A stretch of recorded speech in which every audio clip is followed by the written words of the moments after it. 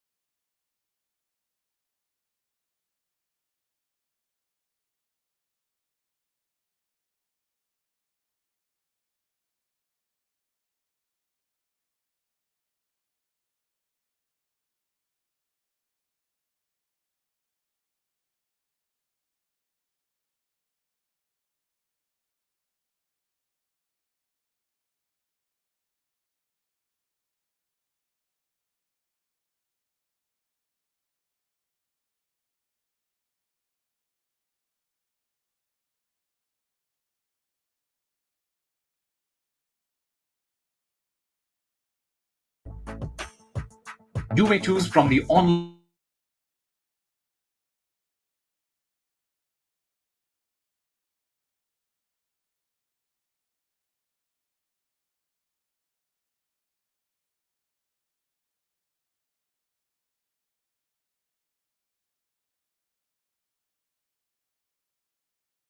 etc. along with a confirmation on the email address provided by you while giving details. You may track your order by selecting Track Order 3 to 4 working days post order. The Institute usually dispatches the order within 3 working days.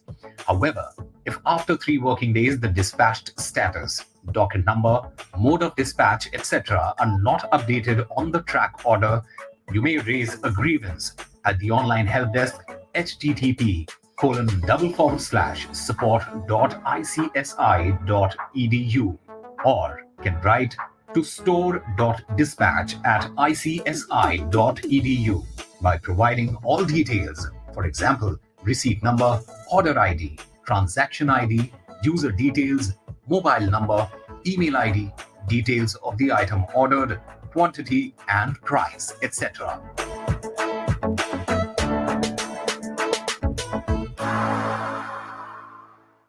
The Institute of Company Secretaries of India, in its endeavor to strengthen the framework of good governance and enhance authenticity of attestation, certification of documents signed by company secretaries in practice, has introduced a special mechanism under the aegis of Unique Document Identification Number or UDIN. The ICSI UDIN is a system-generated alphanumeric number which provides ease of maintaining the register of attestation or certification services rendered by practicing members while preventing counterfeiting of various attestations or certifications and ensures compliance of the guidelines issued by the Institute ceilings on the number of certification or attestation services. Practicing members can generate UDIN by logging onto the UDIN portal of ICSI. The process is very simple and no supporting documents are required to be uploaded for registration. The ICSI UDIN has been made mandatory for every document except an e-form signed or certified by a CS with effect from 1st October 2019. ICSI UDIN enables stakeholders and regulators to verify the genuinity of documents signed or certified by a company's secretaries in practice. Any non-compliance with the UDIN guidelines shall render the members liable for action under the Company Secretaries Act 1980, read with first schedule and second schedule to the Company Secretaries Act 1980. Prevent falsification, prevent fraud, generate trust with ICSI UDIN. The Institute of Company Secretaries of India, in pursuit of professional excellence.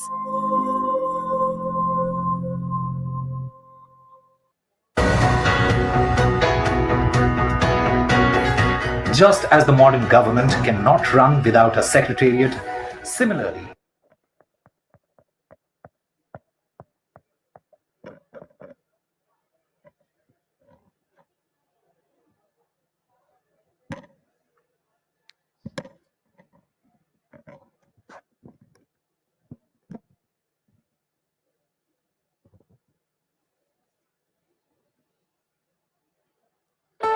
Good morning, everybody.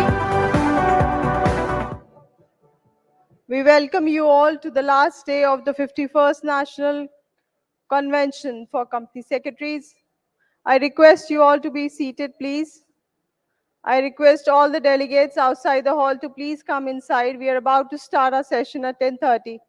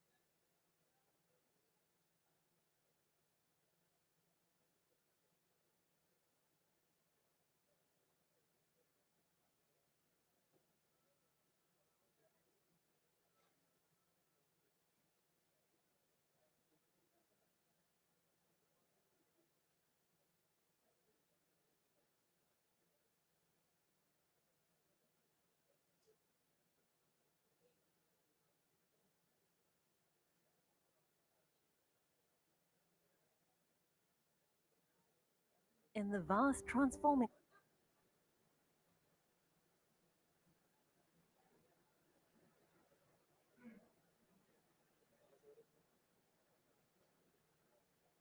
In the vast transforming world of finance, technology is critical in redefining the way financial services are delivered. ISG is at the forefront of this transformation, providing innovative solutions by offering a range of solutions for issuing and acquiring endpoints, payment processing, switching, and reconciliation for various payment channels, end-to-end card issuance and management, risk management, and compliance solutions. ISG is transforming traditional transactional practices, ushering in a new era of digital financial services. Established in 2004, ISG has been supporting clients across North America, ANZ, CEMEA, and APAC by making legacy services cloud-enabled, optimizing performance, enhancing scalability, and building hyper-personalized customer service. Powered by 1,700 plus employees, ISG has provided solutions for 85 plus global fintech organizations. It has enabled 28 billion safe transactions per year and counting. Ever aligned with regulatory compliances, ISG has obtained in-principle approval from RBI to operate as a PAPG and PPI. Backed by one of the largest international acquirers, ISG has deployed its cloud-based acquiring platform in 4 countries and counting. ISG is creating a safer, more memorable, and a seamless payment ecosystem for banks, governments, merchants, and people.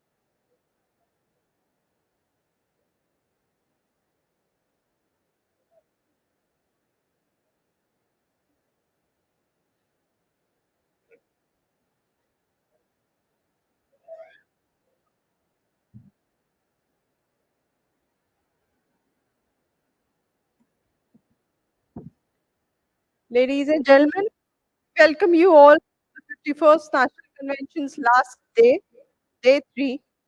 Dear professionals, under the G20 presidency, India took an approach to mainstream gender into G20 discussions. India has promoted women-led development as distinct concept. Under women-led development, women are not just beneficiaries of development, instead they set the agenda for development.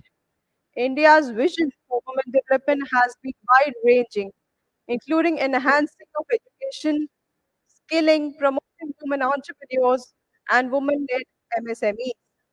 With this background, I invite our learned panelists to the dais, please. Ms. Shweta Agarwal, IAS at IAS, Additional District Magistrate, West Bengal. CS Priti Malhotra, former President, ICSI. And our session moderator, CS Rupanjana Day, Council Member, the ICSI, to please join the dais.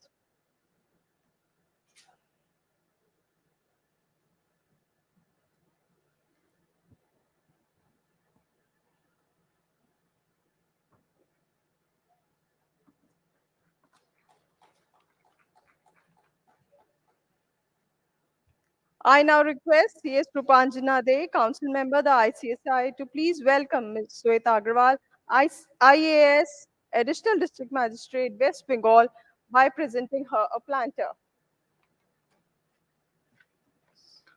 Ladies and gentlemen, taking you through the profile of Ms. Shweta Agarwal, IAS, Additional District Magistrate, West Bengal. She's the additional district magistrate Purba Bardhaman. She was the additional district magistrate Purba Medinpur, West Bengal.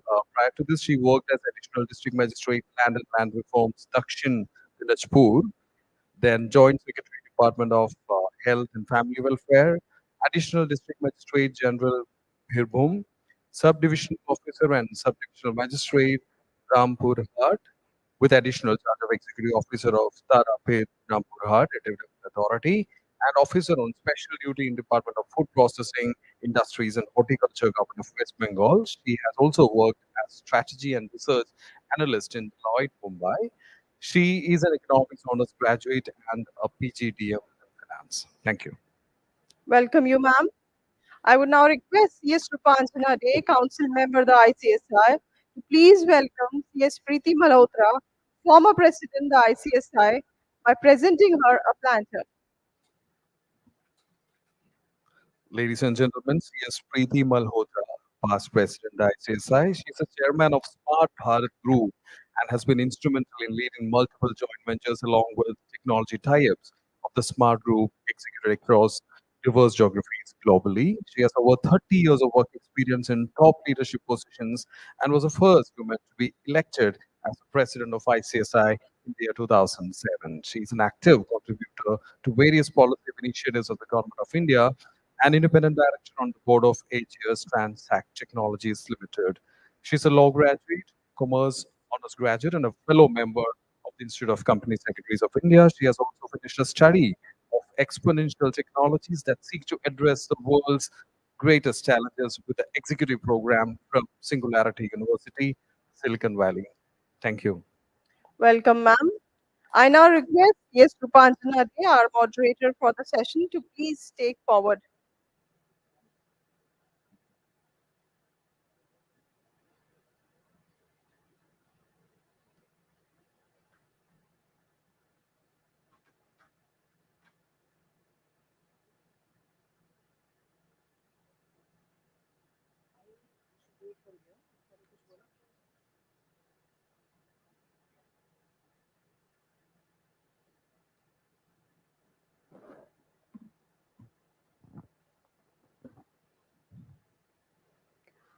I welcome all of you to the final day of the 51st National Convention of the Institute of Company Secretaries of India in the holy city of Varanasi.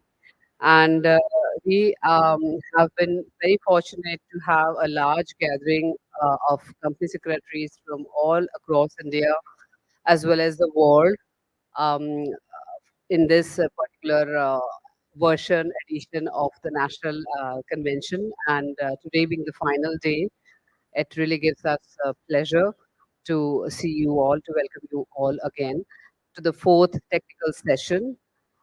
CS Rupanjana, Central Council member, and I welcome you to this session on women-led development, accelerated, inclusive, and resilient growth. We have two very eminent speakers, two luminaries who are going to shed light on their views on this particular topic, and they come with great experience in two different fields. So, um, to start with, I would like to say a few words. India's G20 presidency stresses upon the need for an inclusive, ambitious, decisive, and action oriented approach towards our common future, in which women led development is a key aspect. Undoubtedly, the G20 is rooting for the development of women across sectors, including science, technology, engineering, and maths. India's vision is well encapsulated in our Honorable Prime Minister Sri Narendra Modi ji's remark at the G20 summit in Bali, Indonesia in 2020. And I quote, global development is not possible without women's participation. Women led development represents a pivotal shift in the global landscape, heralding an era of accelerated, inclusive, and resilient growth. This paradigm underscores the transformative potential of women's participation and leadership in various sectors, transcending national the traditional gender roles and biases. It recognizes that women have unique perspectives, knowledge, and experiences that can help to address some of the most pressing development challenges. Women led development has become the centerpiece of a sustainable and an inclusive growth in India, its businesses, and the communities. Empowering women politically, socially, and economically has been a significant policy objective of the government of India. The government has taken extraordinary measures, including the Stand Up India PM Mudra Yojana, Beti Bachao Beti Padhao Yojana, Poshan Abhiyan, increasing the scope of entrepreneurship amongst women. India has more women-owned companies in the compared, not companies, women-owned enterprises compared to any other country around the world, and around 8.59 lakh women-led MSMEs were registered in financial year 2022 itself, up to March 28, 2022. So that's a like very big figure in comparison to 4.9 lakh registered in financial year 21. So apart from the Honorable President of India, many other women have been in the news recently. Finance Minister Nirmala Sitharaman, both of them were actually present, graced our Foundation Day event on 4th of October at Vigyan Bhavan, New Delhi. And then we have Viacom Executive Chairperson Kiran Majumdar Shaw and Nykaa founder Falguni Nair. They were also among the 6 Indians who made it to the Forbes annual list of the world's 100 most powerful women. So 6 out of 100 is for one country is a good figure, I would say. Accelerated growth under the aegis of women signifies a departure from stagnant norms. Women, when given equal opportunities, drive economic dynamism and innovation. Their presence in leadership positions fosters diverse perspective and inclusive decision making, expediting progress in previously untapped sectors. Inclusivity is at the heart of women-led development. This is also a part of the G20 objectives, and India holding the presidency of the G20. This makes becomes all the more important by dismantling barriers to entry and challenging gender bias discriminations. Women's leadership ensures that all the segments of society benefit from growth.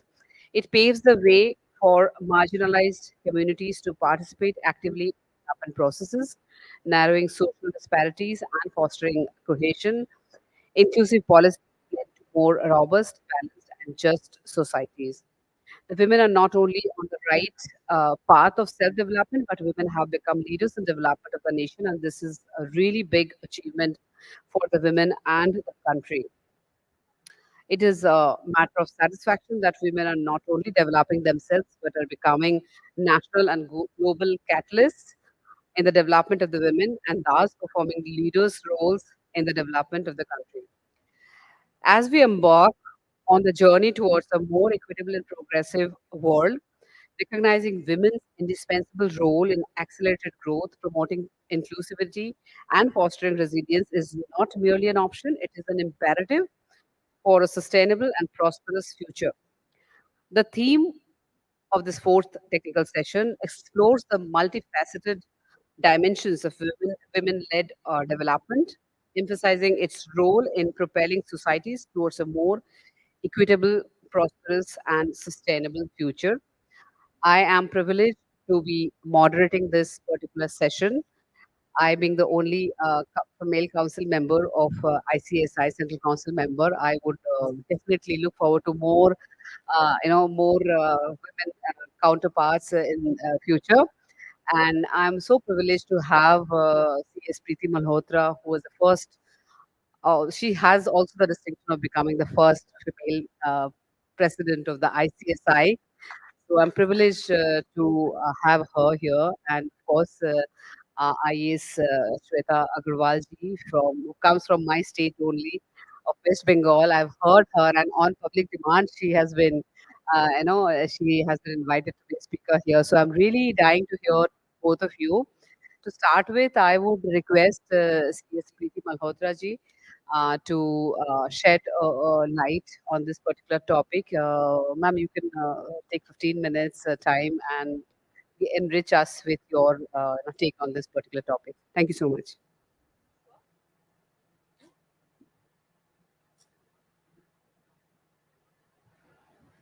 Hello, hello, hello. Yeah.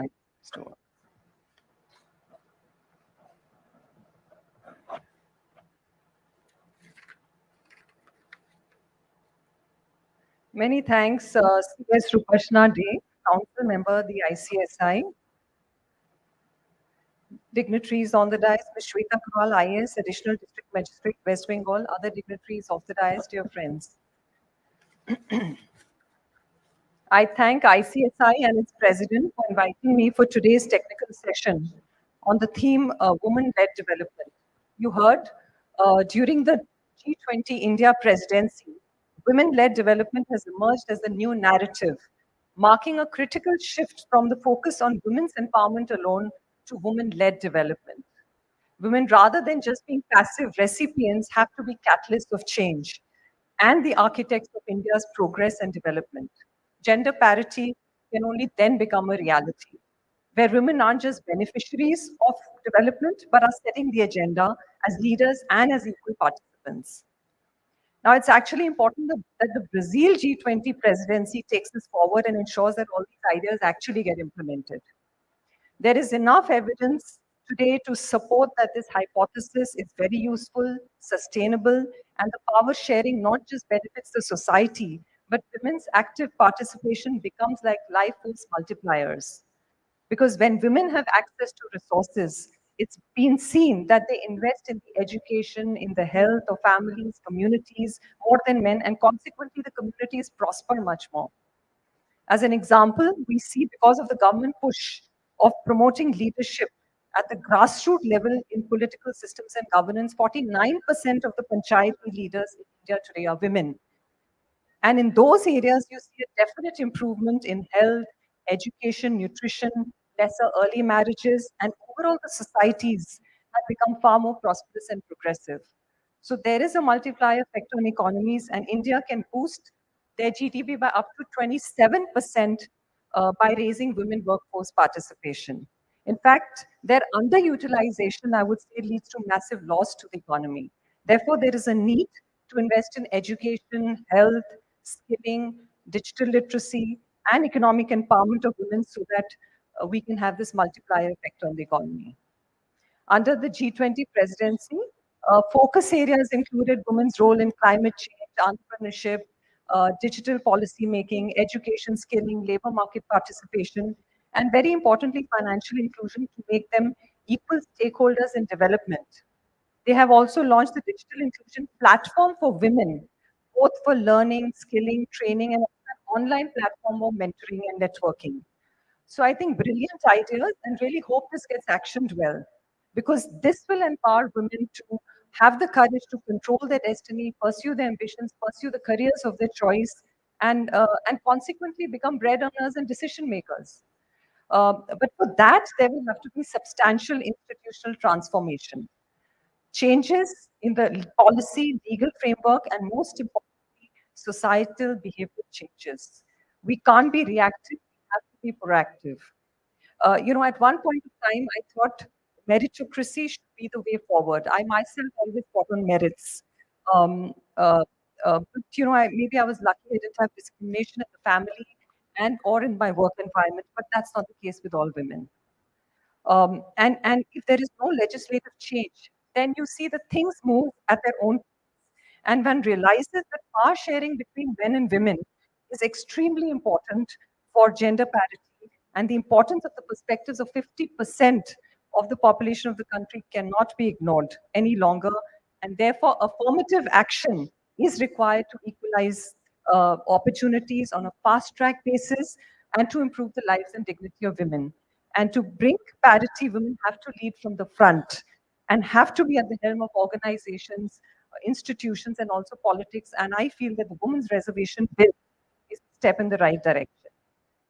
The future will be much better with a woman at every table, and much more prosperous, I would say, with a woman at every table where decisions are made.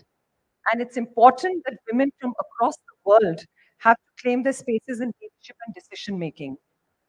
For example, today we know just 7.4% companies of the Fortune 500 companies are run by women.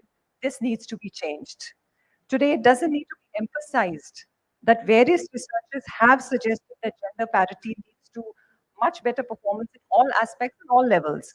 In fact, many reports on gender diversity in corporates have shown that whenever women are more strongly represented on boards or top management levels, these companies are also the ones that perform the best. And I'm sure this will hold true in every situation. And therefore, we need equal representation of women in boardrooms. Till women are not in equal proportion in the helm, gender parity within the organization cannot become a total reality. The mandate of the government to appoint one woman director encouraged women to join boards. I literally saw it in front of my eyes. They trained themselves, gained knowledge, and now are very comfortable as board members. It took a bit of time, it took a couple of years, but now they are very comfortable as board members. And, and so I personally feel that affirmative action and legislative policy can help achieve the objective much faster. And the effects of the change then reverberate across the ecosystem. In Scandinavian countries, also in many other countries, we saw, for example, in the Scandinavian countries, women directorships on boards because of government mandate increased from 5% to 49%. The mandate is 50%. And because of this, it's proven that the governance in those countries and companies increased substantially. Therefore, creation of that pipeline for women leaders becomes extremely important. It is only when women are placed at the top decision-making levels can they take effective steps to make society more gender neutral and progressive. And for this, the government, the industry, the society, all three have to proactively make this happen. Certain listed companies today have to mandatorily follow the ESG principles, and ESG includes also the S, the social part, which includes gender parity at all levels, be it employees, vendors, partners, etc. The Sustainable Development Goals, and I must say, are becoming a critical priority for investors at the national and global level, and they're keenly looking at corporates following these practices, reporting them. There is also increased focus on sustainability investing, and these are manifesting in their investment decisions. As we all know, that majority of the countries that have been successful in containing the fight against COVID-19 and responding to the socio-economic impacts were headed by women. And this was widely recognized that women were at the forefront and have been decisive, effective, and compassionate in their response to COVID-19. But today, if you talk about heads of states and governments, there are hardly 20 or 22 countries worldwide where females head the governments. In fact, India, I would say, was one of the first countries to witness the power of decisive leadership. In the 1980s, we had our first female prime minister. In fact, USA, after 243 years of independence, got its first female vice president. I remember when I started my career as a professional several years back, there were very few women in the ranks. But as women are getting educated, things are changing. When I did my SMTP training, there were hardly 3 or 4 women in a batch of 50. But today you have more than 50 or maybe 60% of the participants who are women. But the only thing is that those who pursue their career, they get educated, but somewhere down the line, because of societal pressures and family pressures, they may have break in their careers. They find it difficult to come back and re-enter the profession. I would really urge these women to take advantage of online refresher training courses. Thanks to digital literacy, today things have become more easier for women, and they can train themselves, they can skill themselves in upcoming areas. There's so many new upcoming areas, and be in touch with the profession, network with people. This is to ensure that they get the confidence, and even potential employers get the confidence that they are capable and to kind of be part of the organization after they've taken break to nurture their families. And to promote inclusive leadership, it's also important for organizations to have gender-friendly work practices and rethink and redesign their workplaces, including allowing women to work from home, post their maternity leave, at least for some periods of time. All this becomes very critical to encourage women to come back to their careers. And I would say there are a lot of men here today. In fact, I find more men than women here today. That's a wonderful feeling. So men too have to play a very active role. Men have to have the courage to grant equality. So men too also have to play a very active role in supporting women. The concept of shared responsibility, that is equal sharing of unpaid care and domestic work, will slowly become the accepted norms and define relationships across the globe. Women's leadership is a vision to be embraced, claimed, and internalized by women. Just like slight seismic change, shifts can cause earthquakes, slight shifts in their thought process can reveal how women are more than capable of leading from the front. I strongly feel that women also need to be strong, passionate, bold. Men and women are equals when it comes to intellect and should have an equal space in society where both of them can achieve their full potential. And this needs to percolate to all aspects of life. Historically, women were conditioned to accept secondary positions. But as time and society have progressed, we find the generation Y, the generation Z, and now the alpha generation, the youngsters are bringing exponential changes because of their thought process. The younger generation of women today has a different mindset, is educated, becoming economically empowered, they're fearless, knowledgeable, self-confident, and are not accepting any barriers that society has created for them. And consequently, they are more assertive and are demanding equality in every aspect of their lives, and this is where the real change is manifesting. They are not prepared to accept inequality, be it jobs, remuneration, relationships. And I think all this will have a very domino effect on the society. And I sincerely believe that these generational changes will be the biggest harbingers of change. Success has to be defined by attributes, not anatomy. And finally, I always believe it's your perseverance, passion, hard work, commitment, leadership skill, a willingness to take on additional responsibilities, and most critically, our positive attitude, our adaptability quotient, which really defines our level of success. Facing challenges with ingenuity and determination, having a solution-oriented approach are keys to becoming successful. A very inspiring quote, by Anais Nin says, "Life shrinks and expands in proportion to one's courage, and it is time for women to become courageous and take full control of their lives." We can take inspiration from so many courageous women. In 2021, we had crowned, the crown Miss Femina India, who became Miss Universe, whose story, she was the daughter of an auto rickshaw driver, was so inspiring. This just shows that um, this just shows that female empowerment is reaching to the last common denominator. And there are so many such examples which you find, and thanks to social media, they're all over. Technological changes have also thrown open new possibilities for women for growth and new avenues of leadership. It's easier for women to network and realize their full potential. Today, as a society, we stand on the cusp of an exponential change. The 21st century is the age of converging technologies. You have artificial intelligence, robotics, virtual reality, blockchain, Neuralink, STEM. They're redefining everything. And I think this is a brilliant time for women leaders of the future, brilliant time for the women leaders of the future to make a mark for themselves. Innovation and technology are changing the landscape, and it's very important that women also script the impact of these technologies. In fact, technology is a great leveler right from mobiles to AI. AI is currently operating, but the problem is that AI is currently operating from existing traditional data which is fed in, which bias influences the design and technology. We need to change that. We need to ensure that the biases do not perpetuate, and therefore, it is essential that women's ideas, creativity, and experiences equally influence the algorithms, the design, the application of the innovations, and shape and define the societies of the future. Women have to play a key role in defining the governance framework, ethics, bias, the opportunities, and the challenge faced by each of these disruptive technologies, futuristic industries, I would say. In fact, from across the spectrum, we must have more women leaders who really influence the future.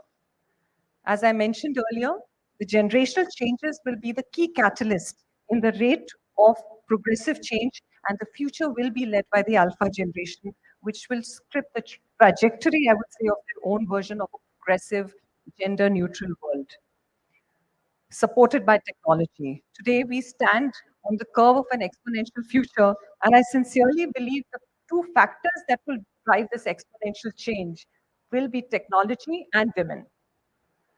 I think I'll end here. Thank you.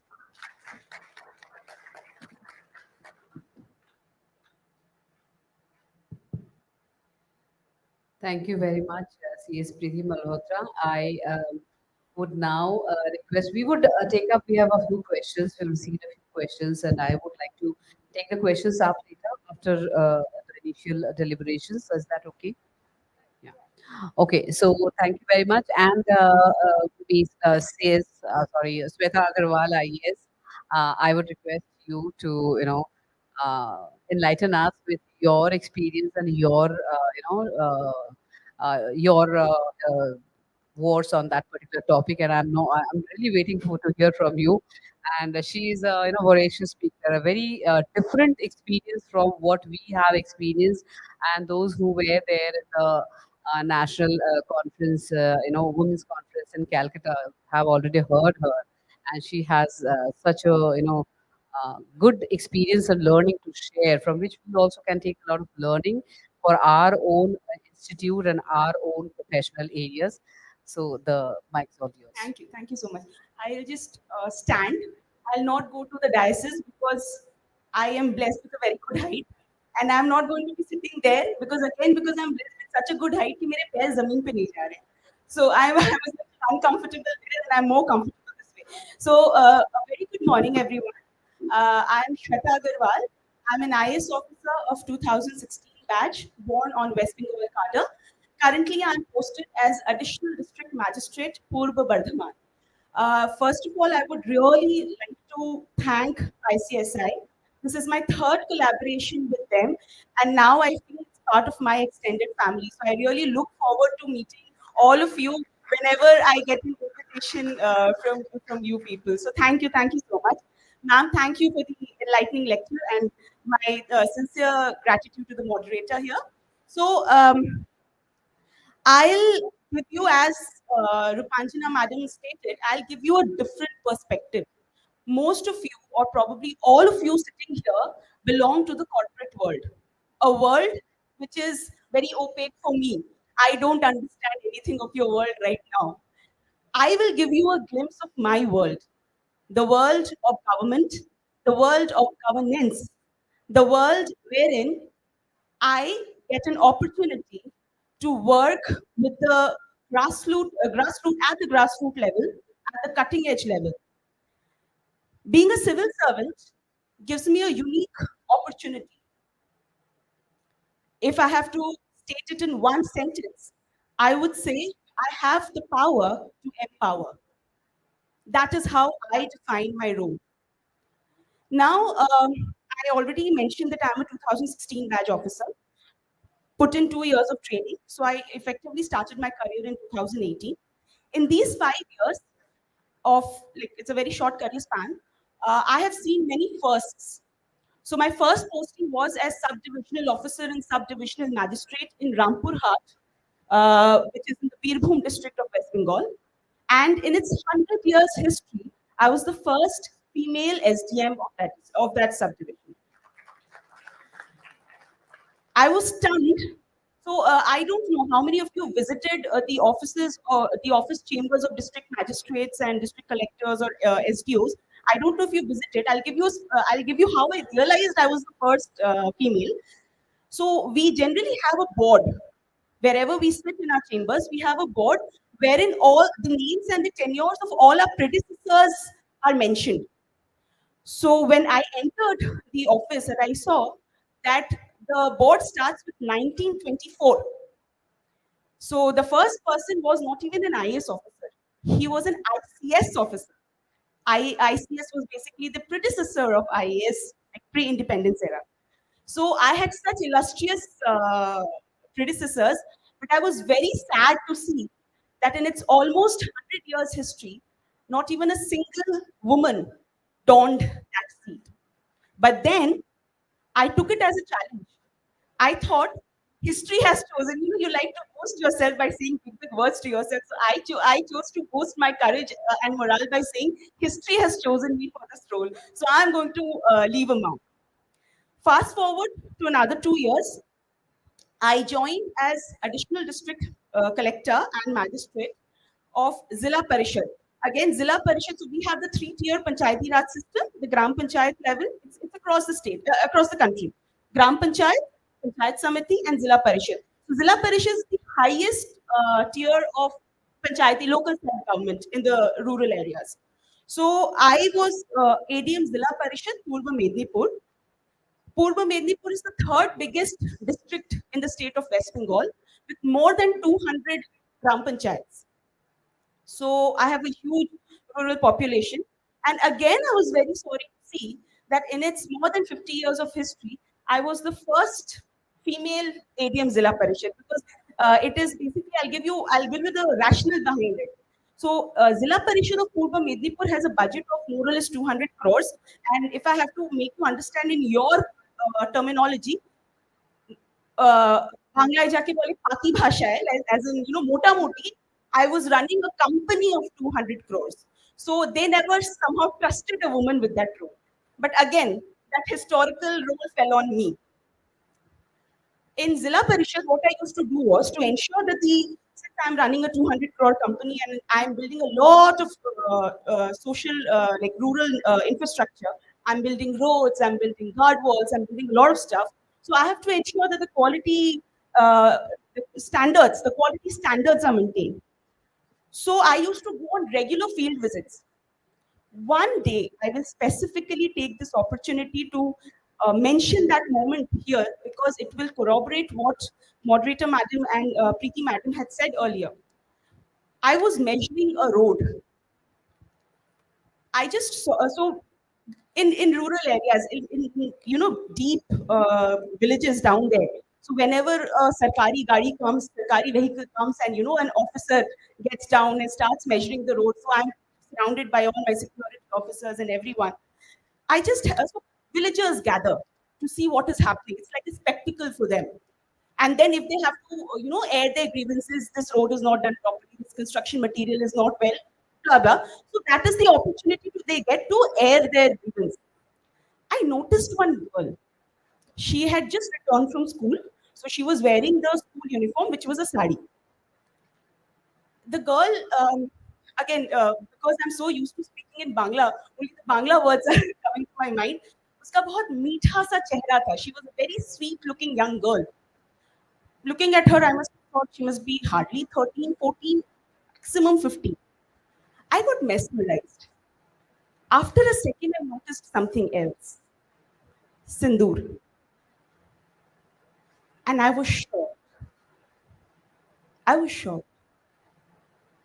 And then I realized I am part of a district wherein, or rather, I'm part of an ecosystem wherein, on one hand, we worship Durga, we worship Shakti, we worship Kali, we worship Chandika, all the forms of Shakti.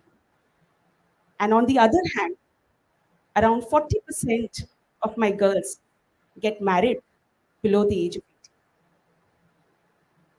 18. This was a very, very shocking and very rula dene wala, moment for me. Now, you may ask what I did after finding that out. Because, as I said in the very beginning, I have the power to empower. So I could have gotten hold of that girl. I could have gone to her parents. I could have gotten the marriage annulled. I could have done a lot of things. What did I do? Nothing. I didn't do anything. You may ask why. All the steps that I mentioned, I realized it will take me probably, a few hours to do all of that. But then I'll leave that village and go away. what will happen to that girl? What will happen to her parents? How the society will treat her? How her own peers will treat her? All these things. Because I am not going to be there to protect her all the time.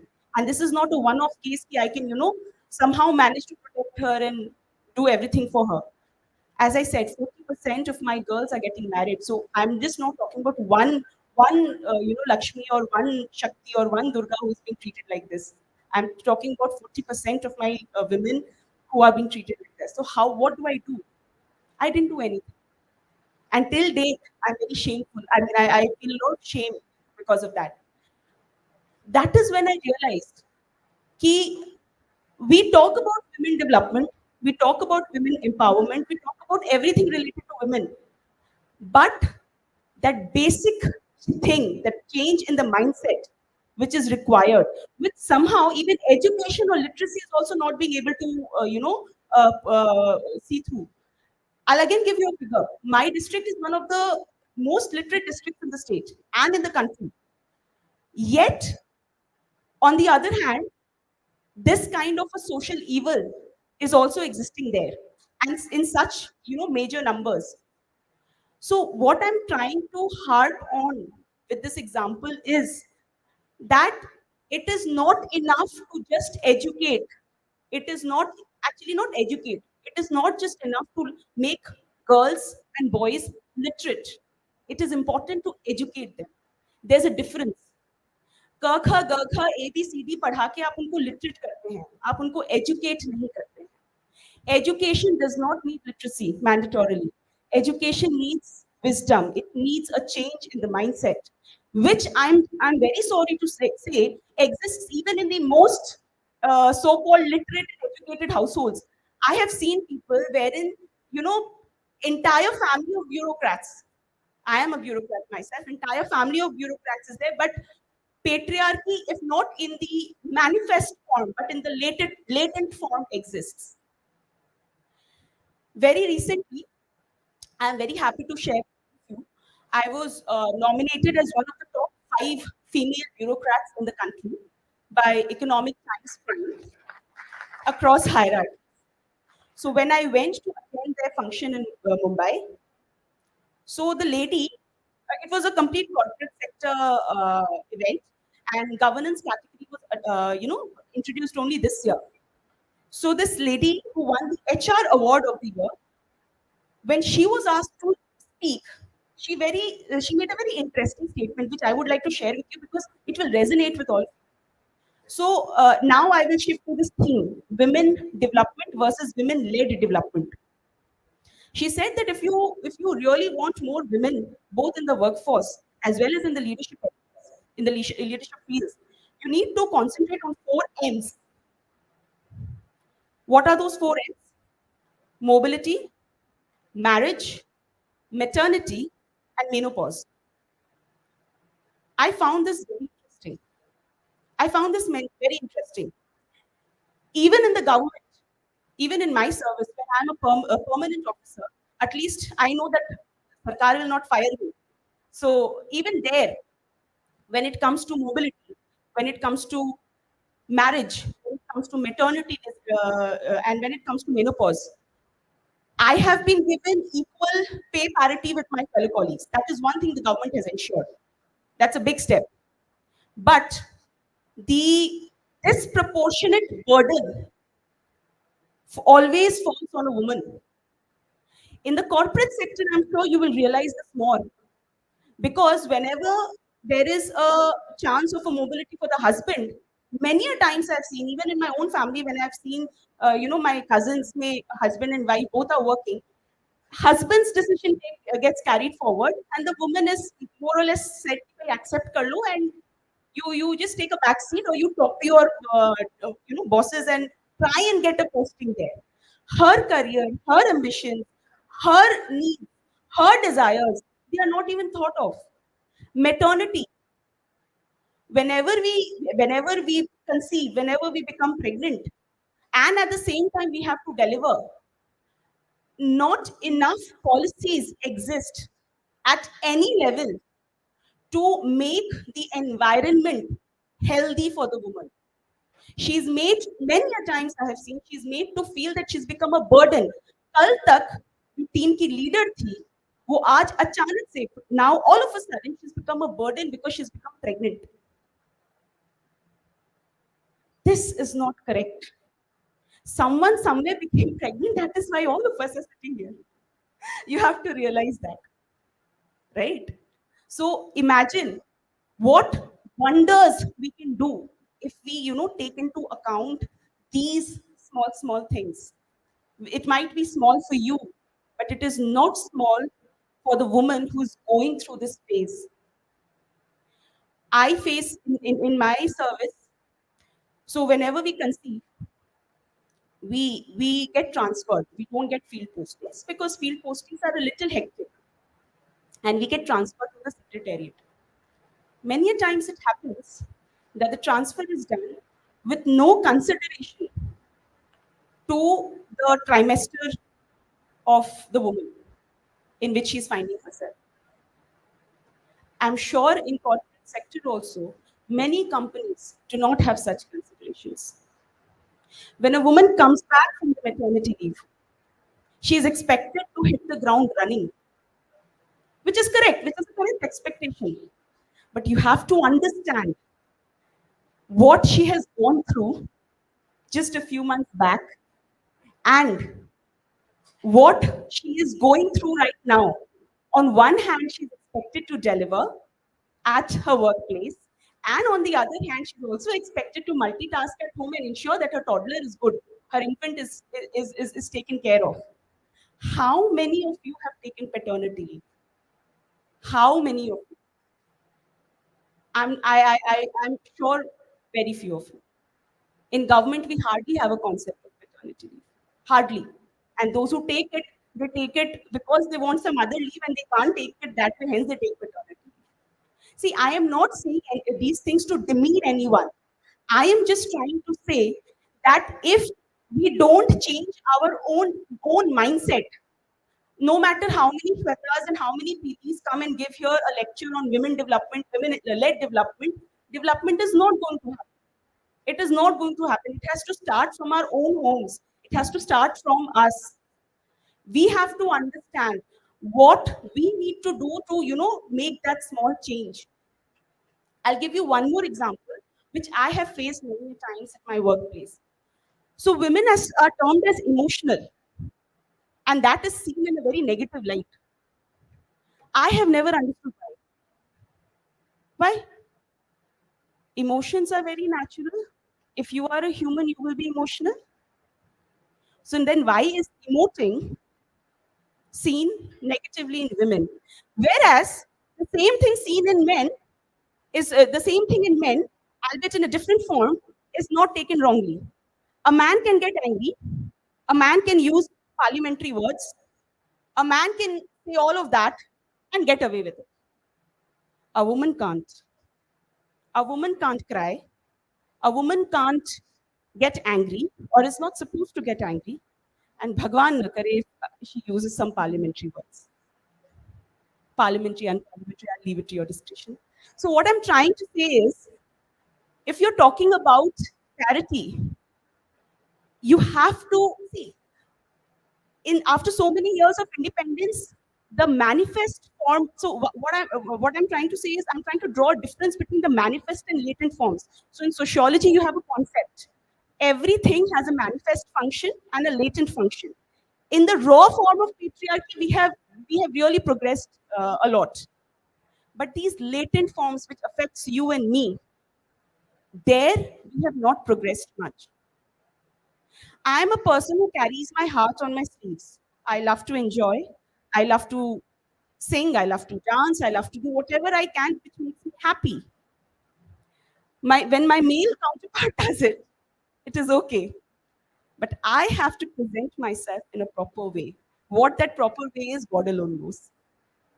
And I'm sure many of you face this in your daily lives. So what I'm trying to say is, we have till now concentrated on women development.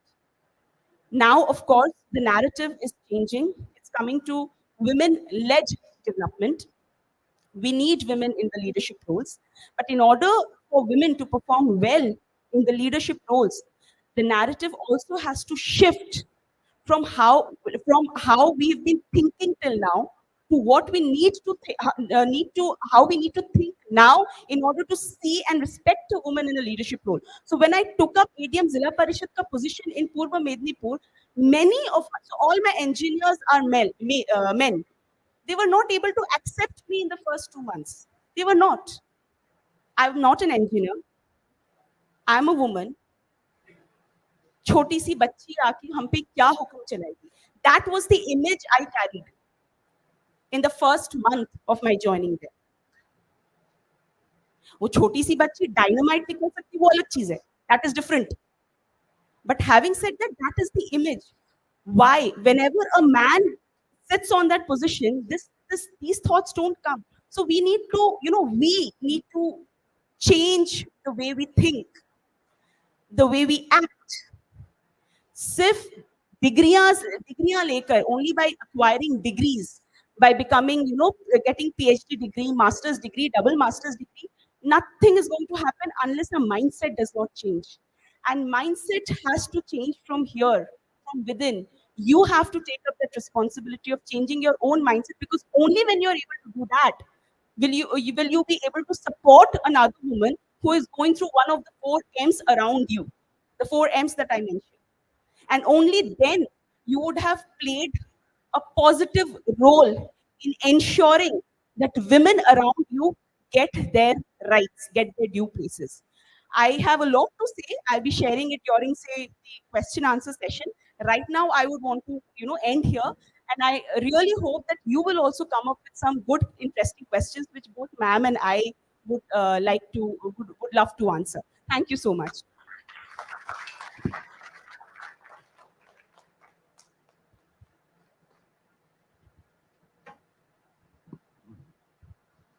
Thank you very much.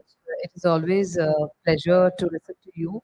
I can see a few hands coming up, and we have also received a few questions earlier. So, do you think we take those questions? Okay. So, can we just quickly go through the questions that we have already received earlier, and then I can take up the questions from the audience? Is that okay? Yeah. Thank you so much.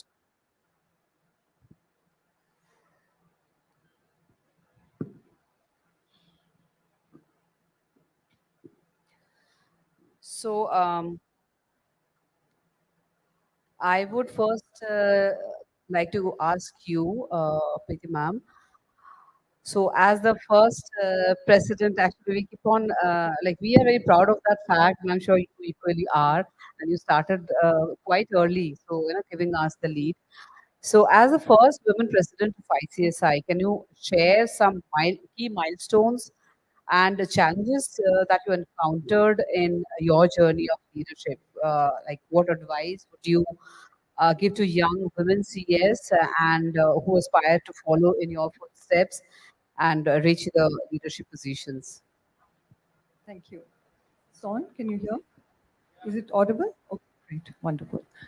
It's a long journey at the institute. It started in the 1980s when I contested for the regional council elections, um, and then got elected as office bearer, treasurer, secretary, vice chairman, chairman. I became the chairman. I became the first woman chairman um, in any regional council in 2002. Um, Obviously, all along the way, there are multiple challenges. I remember 2002 was the year where I was the chairman. Naturally, you want to give your best. My father also died of cancer that year, and I remember daytime I used to be working in office at the NRC, and in the night I used to be at the hospital. So I think women are the ones who can multitask and do this all the time. Then after that, of course, I stood to the central council elections. Again, a 4-year term. At the end of the 4th year, I became the vice president, and then recontested the elections to become the president. Now, again, here, what I saw was that while, of course, one kind of gets support from, women obviously support you all the way, and men too support you all the way. And there are always those 5% who try to dissuade you, they try to tell people that you want a woman to be your president. But, women should never get dissuaded. I think it's important that finally, end of the day, I think for any person to be successful, it's your hard work, perseverance, commitment, like I mentioned, your positive attitude. And when people talk like that, it probably persuades you to perform better and achieve your objectives. And in fact, when I did become the president in 2007, again, it was a very challenging year because you're the president again. You want to give your best. I remember that year we had the IPO of our own company, the group that I was overseeing, and we had. I remember the telecom. I was that time I was director and company secretary of Spice Telecom. In fact, one very good thing also is that if that willingness amongst the youngsters, since there are a lot of youngsters here, you should always be willing to take on additional responsibilities. Never shirk from that. I mean, that always kinds of be successful and also positions you much better in the organization. I remember right from the beginning, it was never just a company secretary, though I was overseeing the governance for the group, but I was always director and company secretary in any company. And that was because I was willing to take on all challenges and all additional responsibilities, and then, of course, later on become the chairman of the group. But so 2007, again, a very challenging year. I remember the Companies Act. I got elected to the Irani committee somewhere for making the new Companies Act in 2005. So one had to, literally be sitting in the MCA office, working towards the secretarial audit, compliance audit, and all those provisions that we wanted in the Companies Act. I mean, all of us from ICSI used to be sitting in the MC office. It was, again, multiple, you had to manage office, this, presidentship. So the challenges will always be there, multitask, look at your own family responsibilities. So, so the way forward is always multitasking. And we were lucky. I was the first woman president in 2007. And of course, we then had Mamta Bimani after I think about 10 years. And now we have Panjana Day. She's the only woman council member, and I do hope she becomes a president also sometime soon. And today we don't have, in fact, the ICAI and the ICWI still don't have a woman president till today. They're older institutes. And they are much older institutes. Exactly, they are much older institutes. So, so I think it's so end of the day, it's just your focus, your confidence, your which takes you forward. Of course, the support of your family is extremely important. Work environment again. Therefore, but obviously today women are far more assertive, far more far more equal in their approach. They're not willing to take on whether it's relationships, whether it's about equal pay, promotions. They fight their way out. So that's good. We find the new generation, which will probably lead the way to gender parity. Thanks. Thank you so much. That was so well articulated. So I really, the message has been very, aptly sent to all. But I just want to mention one thing that the underlying fact is also that women also need to maintain a good health and have great energy and enthusiasm levels to be able to do what ma'am is suggesting. So I would I have a question for you. India's G20 presidency has shifted the focus for the first time from women's development to women-led development, as you mentioned already. How do you see this shift as an enabler for larger participation of women in leadership roles? Correct. So I have already mentioned in my speech here, like the narrative till now, especially in the government, was about development of women or empowerment of women. So I'll give you a small example.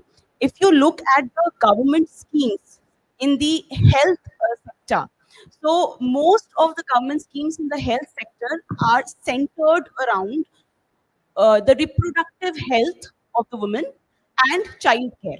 Most of them. Similarly, in other fields also, in other rural development schemes also, our idea is when we talk about SHGs, the self-help group movement, or things like that, the idea is that we will develop the women, we will empower the women. But this is probably the first time that the narrative is going through a shift, and it is shifting from development of the women to development by the women. women-led development. So what I understand from this shifted narrative is, or the change in narrative is, that we want a development which is of the women, by the women, and for the women. So this change is a very welcome change. I really hope that in future, both in the corporate as well as in the government fields, we will be able to see more women in the leadership in the leadership positions. And I was reading somewhere, there's a report, there's a survey by McKinsey which says that at least in the corporate sector, for every 10% increase in gender diversity in the senior managerial posts or very senior posts, the earnings of that company, it somehow increases by more than 3.5%. So there is a positive correlation between more women in the leadership roles, and it has a positive link with the earnings of the company. So though I do not understand, there were a lot of terminology, EBIT, वो सब मुझे नहीं आता, but what I understood is, what I drew, the inference I drew from it is, you have more women on your boards, you have more women in senior leadership positions, and your company is going to flourish. And the same analogy is also applicable in the government sector. You have more women as district magistrates, you have more women as superintendents of police. I repeat, if you have more women as SPs in districts, if you have more women secretaries in different governments, in government to India, in the various state governments, the kind of perspective that they bring to the table is totally different and very innovative. So this shift in narrative is very welcome, and I really hope in future we'll be seeing more of them. Thank you very much, and very well put to that answer. And so I would go ahead with my next question to Preeti ji. India has seen an increase in the representation of women in corporate boards in the recent years. Can you provide your insight on this progress and the significance for it in the corporate sector? You have Thanks. already shed Yeah. some light So on I it. have, yeah, because thanks to the affirmative action that took place on having at least one woman director, we saw a phenomenal increase in the interest of women joining boards. I could see that previously they didn't have the confidence, but they trained themselves, they skilled themselves, they gained knowledge, and now they're very comfortable as board members. And people are looking out for good women board members today. So to give that push, and like I mentioned, to fast track the whole process, it's important. Maybe it's one woman director. Probably it should be one third woman, like we have in the women's reservation bill. That will encourage even more women to join boards. And obviously it's a given that, and there are various studies that have proved that gender parity leads to better performance. So that's what all of us have spoken about. And there are examples in many countries, and I mentioned the Scandinavian countries too, where a shift of women from 5% to 49% substantially improved the performance in those companies, and those corporations progressed much better. And many of these countries are moving from one third to 50% women directorship, and I think that's the way forward to at least to kind of progress this much faster. Otherwise, it will take its own pace and time. So legislative policy, I think, plays a big role. Thank you very much. Taking a cue from that, I have a question for you.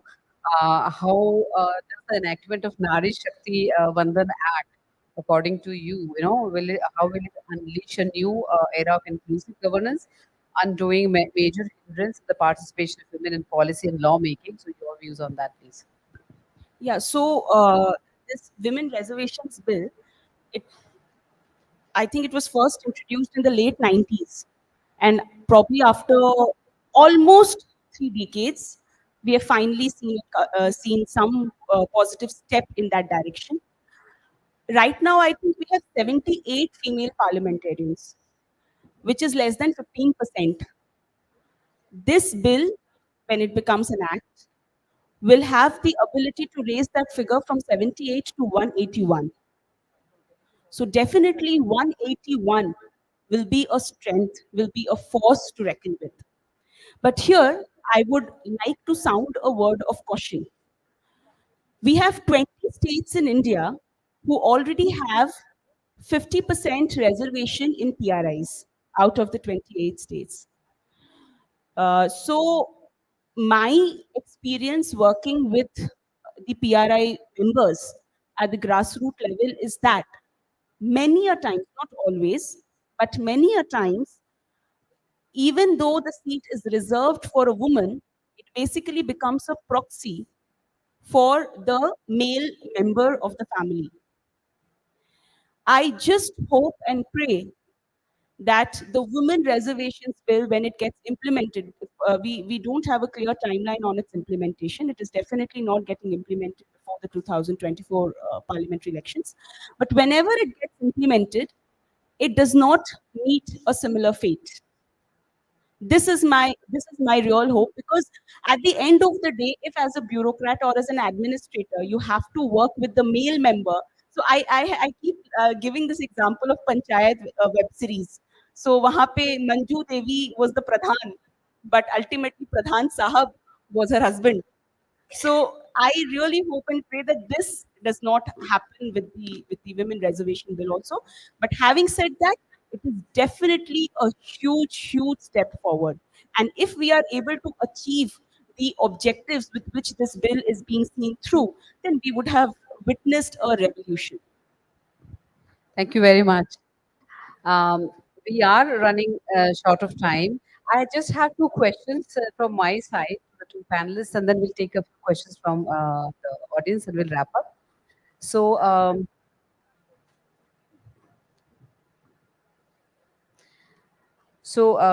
Preeti ji, your question to you, what role does innovative technologies and digital inclusion play in advancing women-led development initiatives, and how can these be leveraged effectively in the corporate world? I think digital inclusion has been a boon for women, and we saw that during COVID-19 too. Women from home women who could not previously work started skilling themselves, educating themselves, have mentoring sessions, networking sessions. Especially women entrepreneurs can get access to capital, access to markets, access to vendors, and similarly, and for corporations, some women can work. A lot of women did work remotely. So on all fronts, I think this and again, it's important for corporations, like I mentioned, for getting more women workforce participation to provide flexi working arrangements, remote working. So naturally, digital inclusion plays a big role in making that happen. Thank you very much. So the last question from my side to you is, how can cultural and societal norms be shifted to better support women's leadership and development, and what role does education play in this transformation? I think I've more or less touched Yeah. on it during my speech, but I would just like to continue with what Preeti ma'am said regarding COVID-19 and the role of women in COVID-19. Actually, I would want to speak on that because I have had an amazing experience during the during the first and the second and the third phases of COVID-19, and I have seen that I've witnessed it firsthand how women have played a major role and have helped the administration in tackling it. I'll give you one small example. So in January 2021, the COVID vaccine was launched. If you all remember, the COVID vaccine was launched throughout the country. I think it was 16th January 2021, and uh, do you know, across the country, first phase of vaccination was given to the healthcare workers, to the administrators, to the police, and that category of citizens. And after that, when it was opened up for the rest of the population, do you know, across the country, who which workforce we majorly utilized for this purpose across the country, across the states? It's the ashas. It's the ashas, our Asha Didis. And why I call them Didis? Because Asha, only women can become Ashas. Our Asha Didis took on the Herculean task of reaching out to every person, every eligible person in the remotest corners of the country, spreading the message of why COVID vaccination is important, why you should go to the nearest sub center and get yourself vaccinated for free. And I'm telling you, I have coincidentally been the ADM health in all my positions. So I have managed the health of Birbhum, I have managed the health of Dakshin Dinajpur, I have managed the health scenario of Purba Medipur, and now I'm managing the health scenario of Purba Bardhaman.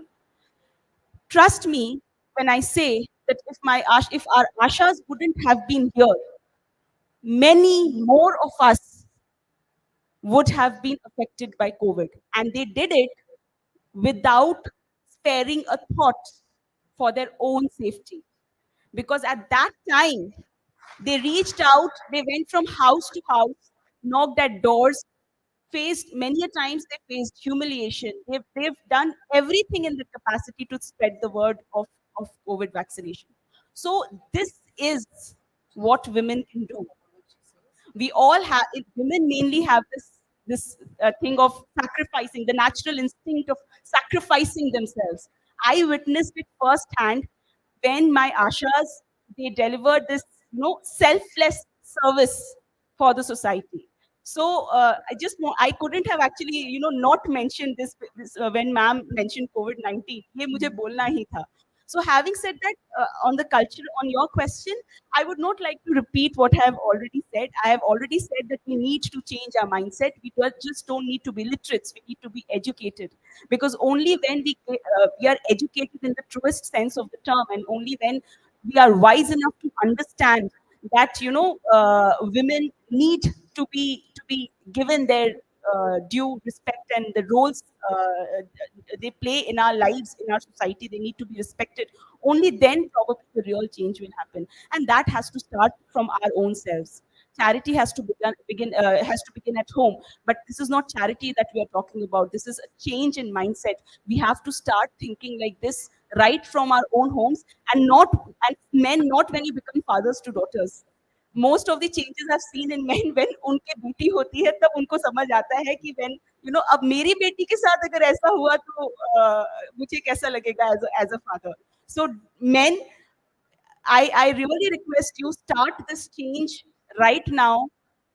Do some introspection, understand where it is you can, take that small step to make the work environment a little more comfortable for your female colleagues, a little more inclusive, a little more, encouraging, a little more motivating.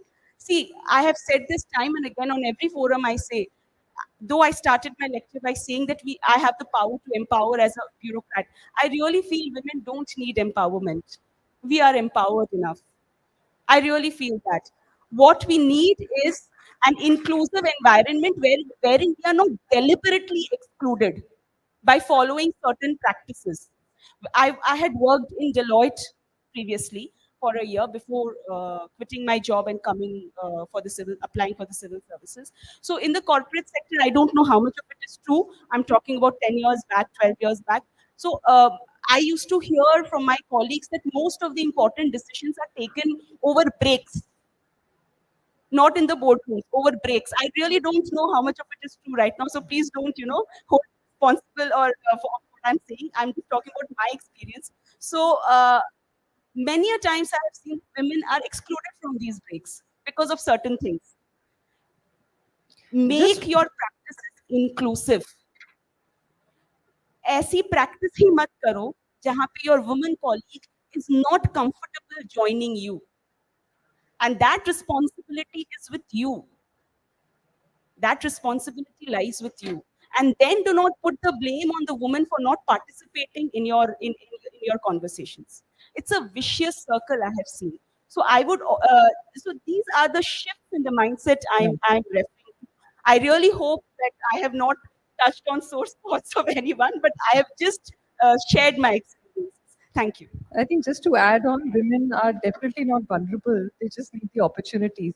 Just one point I wanted to add on is I think, career intentionality for girls should be introduced probably right from the school itself.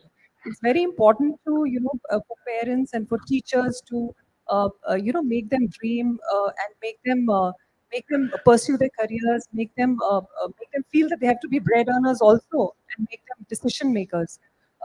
What you find earlier, at least, I mean, now obviously things have changed a bit, but in smaller towns, villages, the parents, one female children are born, they're, what they tell their girl child is more about marriage than about pursuing careers. Yes. So even to educate them maybe till a certain level. But after that, it's more marriage and not career. So first, it's important for parents to make them economically in part, and then let them, and obviously then let them have a choice of what they want to do in future. Ma'am, a very good point. Just one more second. I cannot finish by because ma'am has actually touched upon a very important point. So growing up in the 90s, I was exposed to all sort of major media channels showing कि एक लड़की का ultimate सपना शादी होता है. This is how, so all of you who are 90s and 80s born people, I'm sure you have seen such serials and such movies wherein the portrayal of a woman and the woman's biggest desire is marriage. Now, of course, the narrative is changing, but the damage that had needed to be done was done. So change that narrative. That narrative needs to be changed. Women, women are just not made for marriage. A woman can choose not to be married. A woman can choose not to be a mother. It's a matter of choice. It's a matter of choice. So these narratives need to change, and these have to happen from here, from you, your own self. Thank you. I wanted to add something here because taking cue from what you mentioned that you were quite lucky at family and work both. So like in my personal experience, I was really very lucky in the family front, but not really in the work front. Work in the sense like I was forced to resign from my job by a woman boss when I was pregnant. So that is a very very bad experience I have had in my life, and I everywhere when I wherever I'm given the opportunity to speak, I say that this should not happen to anyone. So but as for family front, like I growing up, I never got feeling that men and women are different. So I'm really lucky in that. So I was born in a very remote village in Tripura. So and my grandfather, he was a doctor, and because he was the most educated person in the entire village, so he was made the sarpanch. And I don't know what pradhan. So I'm actually, when I listen to that story from you, I want to see. I have experienced the other way around. So he was made the pradhan, but he didn't have the time nor the interest in these kind of war. And my grandmother, she was up for it. She would enjoy it. So she would visit from home to home in the village, and she would ask people's problems. So, what is your problem? What do you want to be solved, and all that. And I was so lucky because I was pretty close to my grandmother. I was lucky to have accompanied her across the village tours, and she was a 1905 born woman. So born in 1905, I was about 6, 7 years old then. She was go from home to home, then come back home, put in her own comments and opinions, give it to my grandfather, and then my grandfather was actually solve those matters. So this is a very good beginning that I had, and actually, some things like that. If you grow up like that, if it is there in the DNA of the family, you really don't grow up thinking that women are different and women are not empowered. And similarly, when my mother, she was nominated for the President's Award as a teacher, but she refused, saying that teaching is my job and I'm getting paid for it. I don't need a President Award. So she had the guts to refuse. So sometimes it is there in the DNA of the family, but sometimes some people are not that lucky. I know, because I come across often comments like this, like when I cut short my hair, I had a few of my CS members from Calcutta said, "Ma'am, आपको permission मिल गया?" I said, "What permission? This is my hair. Why? Who would give me permission to cut my hair?" I said, "हमारे तो सास तो गुस्सा हो जाती है, 1 इंच भी कट करना होगा तो सास का परमिशन नहीं मिलता है."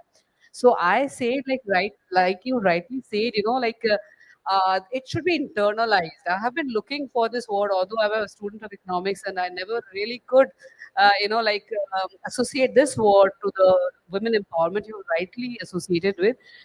We are already empowered, and it has to be actually internalized. And right, like you rightly Yeah. say, that change should start at oneself. So I would come back for the concluding remarks, but I must take a question. That gentleman is out there. Please, yes. Can you please introduce yourself first? Yeah, ma'am. Good morning. I'm Rakesh Kumar, Company Secretary, Starring and Daiichi Life Insurance Company Limited from Mumbai. I understand that women in metro and women in village have the continuation altogether. I can connect with Sweta ma'am in this area. Because she has worked in the village and she understands that. I have being as a company secretary, I have the additional responsibility of CSR. So I can connect how the metro women are privileged and what is the condition of women in the village. If I talk about in my office, I have in out of four members, three are women. One is Sweta Agarwal, fortunately, and she is also from the West Bengal. And third good thing is that you are talking about the maternity, post-maternity leave and all. My company gives this opportunity to women. She is for last 4 years doing work from home. So this is the another privilege she has because she metro working with the corporate. But in the second other side of this, ma'am was talking about you have power to empower the people. I am working in the CSR in the very remote area of Maharashtra in Marathwada region in Jalna district. There, ma'am, Priti ma'am was saying 46, 49% of women are sarpanch right now as per the record. But actually, that is only on record. Women are sarpanch, but actually they are not leading that village. Because once I visited, I'm not from the village, so one first time I visited to village, I was trying to find out the people came and he was saying he was sarpanch. Finally, I came to know he is not a sarpanch, some women is sarpanch. And we are working in the five villages, and all five villages are the same condition. Women are sarpanch, but not led by the sarpanch. So, ma'am, Shweta ma'am, just try to understand from your side that how you can empower those women to come forward and to act as a sarpanch, not as a stamping. So, thank you. So this is the shift. The last question, ma'am, asked. No, the cultural shift, the shift in the narrative, internalization of the women empowerment. See, these things are lacking. That is the reason why. In fact, I also mentioned when the question on women's reservation bill was asked to me. I also mentioned no, that 20 out of 28 states in India have 50% reservation for women in PRI bodies. But from my experience, I've seen most of them are proxies. So you are also mentioning a similar thing. So here is where that shift in the narrative, the internalization of the fact that I am not the pradhan, it's my wife who is the pradhan, and I need to take a step back, and she needs to assert her authority. So this is a long term change. It can't happen in a day because it requires change in behavior. It requires change in a set culture. It requires breaking of existing norms. It requires a silent revolution. But at officers level, we are in a posting say for 1 year or 2 years max. At officers level, what I used to do, I would like to share with you. So I used to interact with the pradhans and the sabhapatis on a regular basis. If I used to see that a pradhan pati is coming and meeting me, I would not engage with that person. I would not. If a karma daksha pati is coming and meeting me, I would not engage with that person.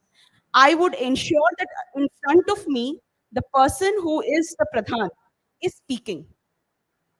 This very act makes one it used to kind of instill. Sometimes I saw, not in all cases, sometimes I saw that the woman was itching to speak. It's just that she was not having the courage to. And one step of this sort from my side gave her that necessary encouragement to share her views. So this is a very small step that I took, but it actually helped many women pradhans reach out to me. So, but to answer your question, in 1 day or 2 days, it won't happen. This thing needs to be internalized.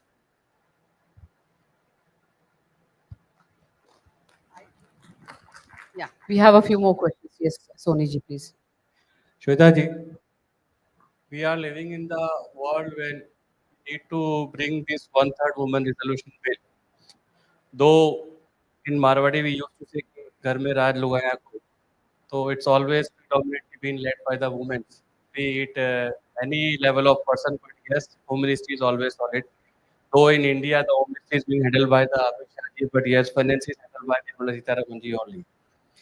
Madam, we are in the world where 79% males of India own mobile, but in compared 67% ladies own. This is I'm telling from one of the data which I had seen. And 51% males in India have the internet based mobile, but the ratio goes 30% for females. And they generally use the husbands or sons or kids mobile only for using internet.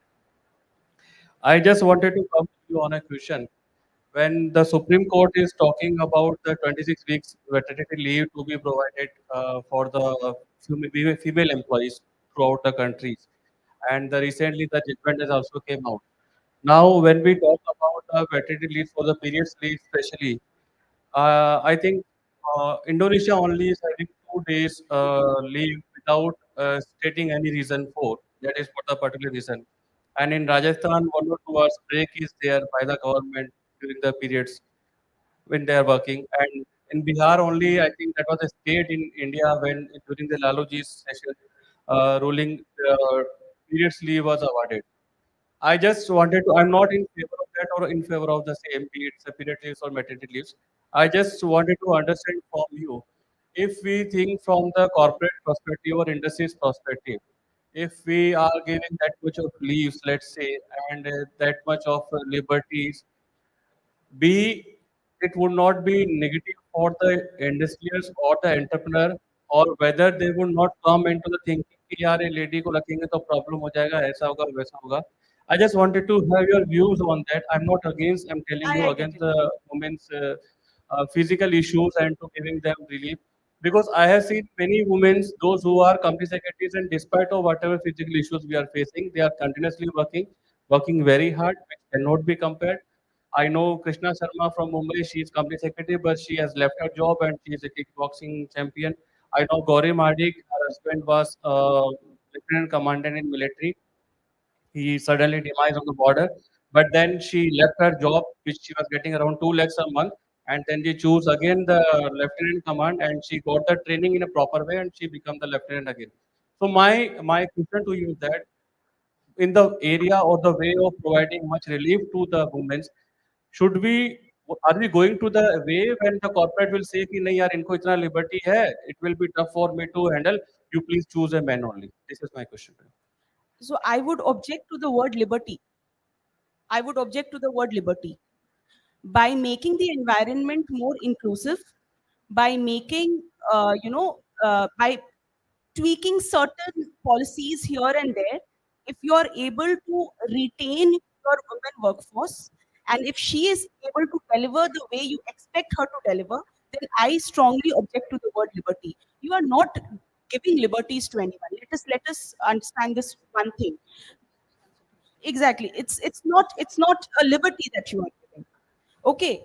So I would like to just say, see, I was in the IPS before I got into the IAS. I was in the Indian Police Service, and I completed the entire training of the Indian Police Service. So in National Police Academy, uh, more or less we have the same or similar norms for women officers and male officers.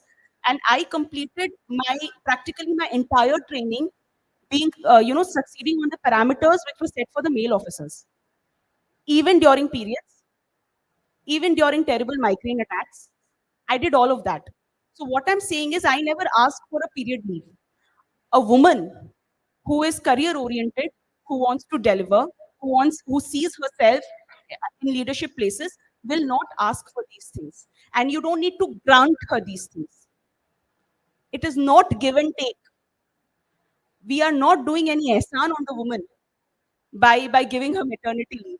We are not doing any ehsan on the woman by letting her off on that day in a month when she's having terrible menstrual cramps. Let us get this straight. This is exactly the mindset which we need to change. The societal and the cultural norms which we need to break. This mindset we need to change. हम किसी पे एहसान नहीं कर रहे हैं, specially औरतों पे नहीं कर रहे हैं. So this is the change. In fact, it was very nice of you to ask this question, because you answered the question which Rupanjana madam asked me. This mindset is wrong. You are not giving any liberties to anyone. And yes, every step in this direction has to be dealt with responsibly.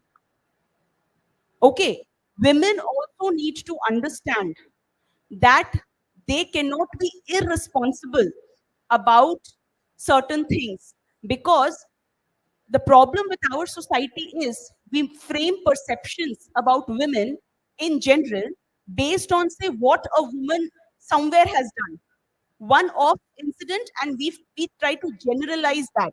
So if one woman misuses some of the facilities that have been given by her company, it is we are very quick to generalize it for the entire women force, which is not so in the case of men.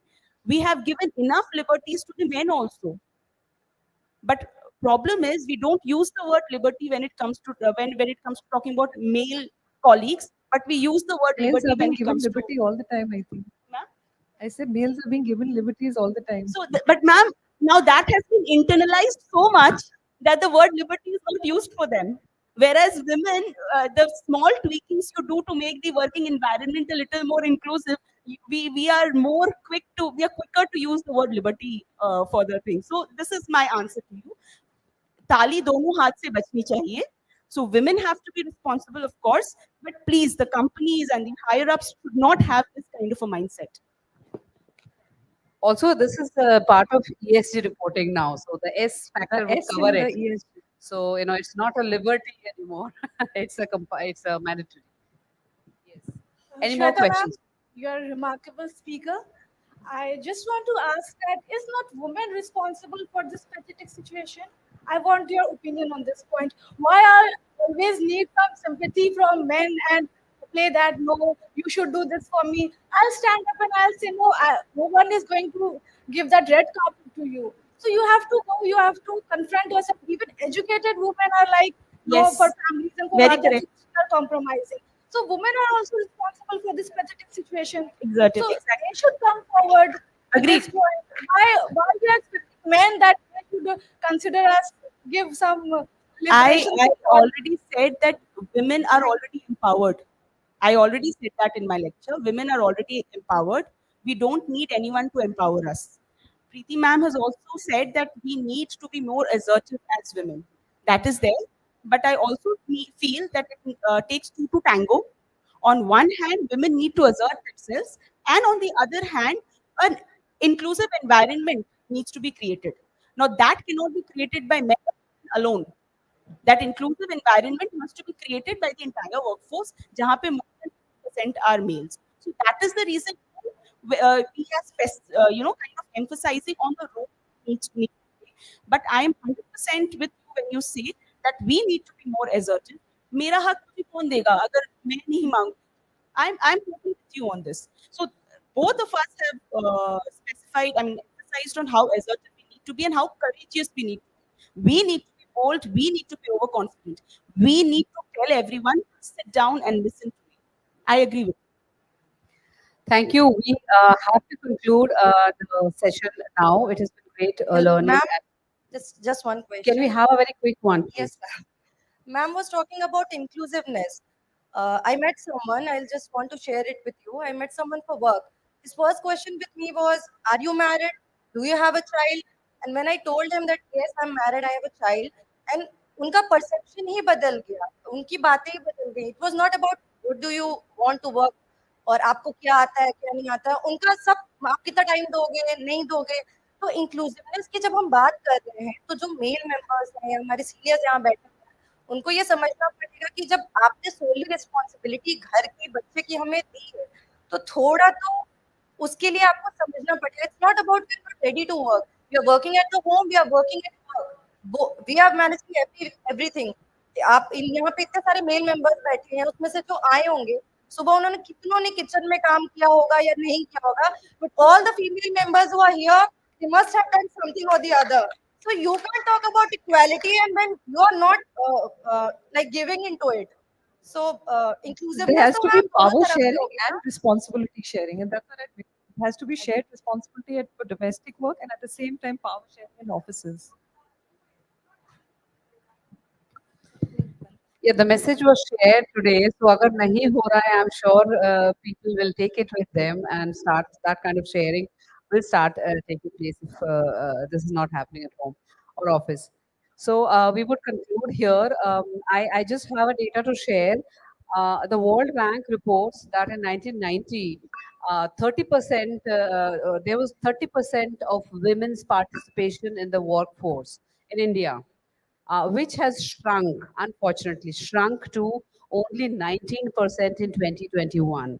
So, in the age of ESG and gender diversity, inclusiveness, however you put it, whatever word you choose for that, but we are in some ways we are going backwards also because this data shows 31 years back we had 30% participation in the workforce, and today we have only 19%. And we are talking about a 5 trillion economy within the next 5 6 years. So I would say I would think that I would like to believe that this would have been achieved much earlier with the wider participation of women, because not participating in the workforce is reducing the GDP of the country also. So 5 trillion would have been achieved much before if that would have not gone the other way. So with that, I would conclude. But of course, I would want to repeat one quotation, that one quote that Priti ma'am, and that really sums it up. Life shrinks and expands in proportion to your courage. That is very true. So if you internalize the empowerment that you have, and if you want to, if you really want to change the society, as again Mahatma Gandhi said, be the change that you want to see around you. As for ICSI, there have been a lot of initiatives already. We have the knowledge and demand for all our members, and we were talking about the break that women come after maternity and all that. So, staying at home, they can actually keep up with the updates and everything with the help of the knowledge and demand. Also, ICSI has been thinking about some kind of an empanelment for its female members for some freelance work, like writing, research, and all those. So those kind of work can also be taken up by women who choose to stay at home and work from home. So these opportunities are also there. So with that, I would like to end. But one request to all of you, most of you are holding positions, good positions in your organizations. So let us start with one small change in our organizations. When you write the name of a woman on the dais or everywhere, please don't use bracket में MS, because this is something which is actually differentiating us and giving the signal that we are different, and some kind of a liberty or some kind of a privilege has been given to us. So if there is no Mr. in the brackets for men, don't use an MS or MRS for women also. So let's start with that. Thank you very much. Thank you, Shwetaji, and thank you, Preeti ji. Thank you, panelists, for your sharing your experiences as a learning to the audience. And it is all the more important considering that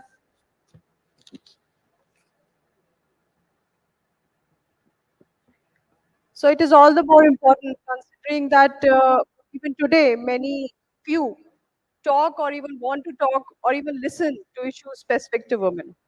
It was indeed an energetic session. I would now request Ms. Kalavi, Company Secretary, Bharat Petroleum Corporation Limited, to please come on the dais and present a memento to our learned speaker, Ms. Shweta Agarwal. Please.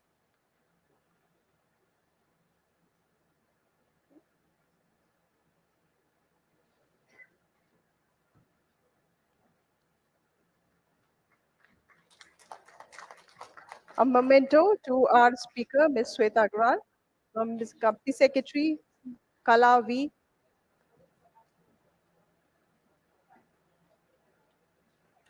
Thank you, ma'am.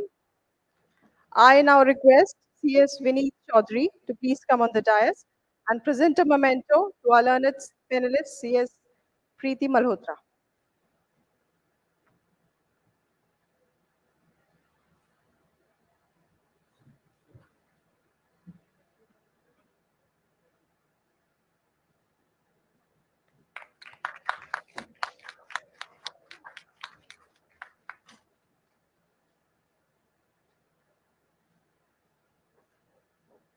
Thank you, sir. Thank you, everyone. And this brings an end to our technical session. And now we have our next technical session shortly starting.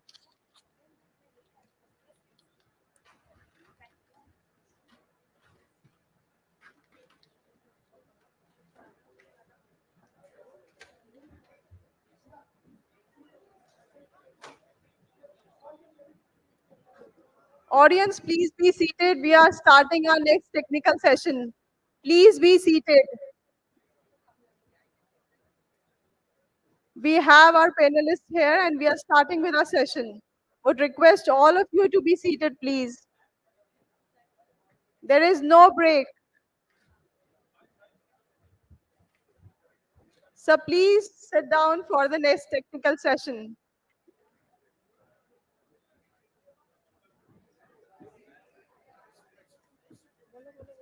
Ladies and gentlemen, request you to kindly be seated. We are rushing to the fifth and the final technical session of the day.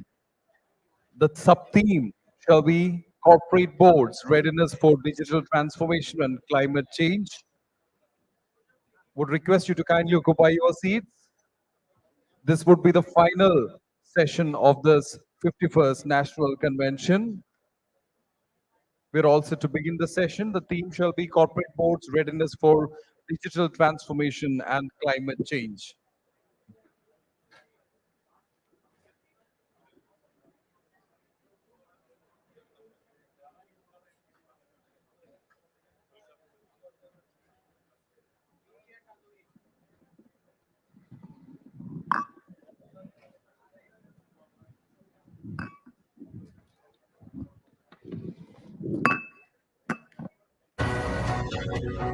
The Institute of Company Secretaries of India, in association with ICSI Overseas Center, Singapore, is organizing its third international conference on 5th and 6th April 2024 in the Lion City, Singapore.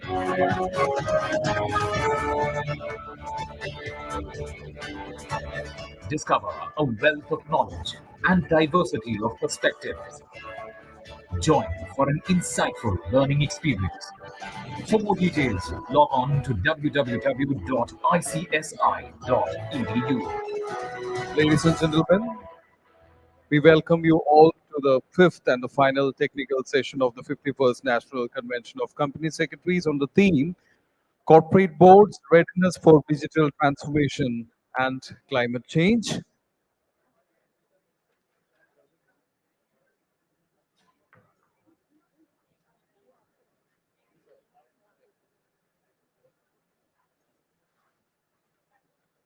Kindly occupy your seats, ladies and gentlemen.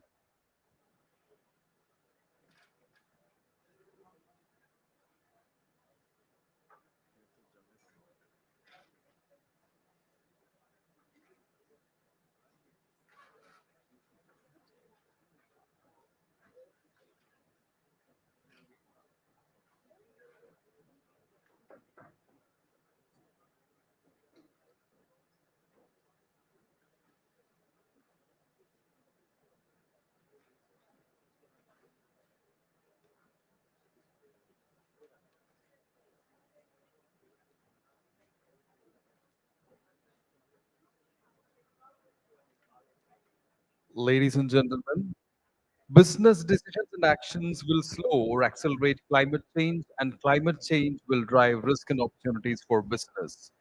Increasingly, board of directors are expected to ensure that climate-related risks and opportunities are appropriately addressed.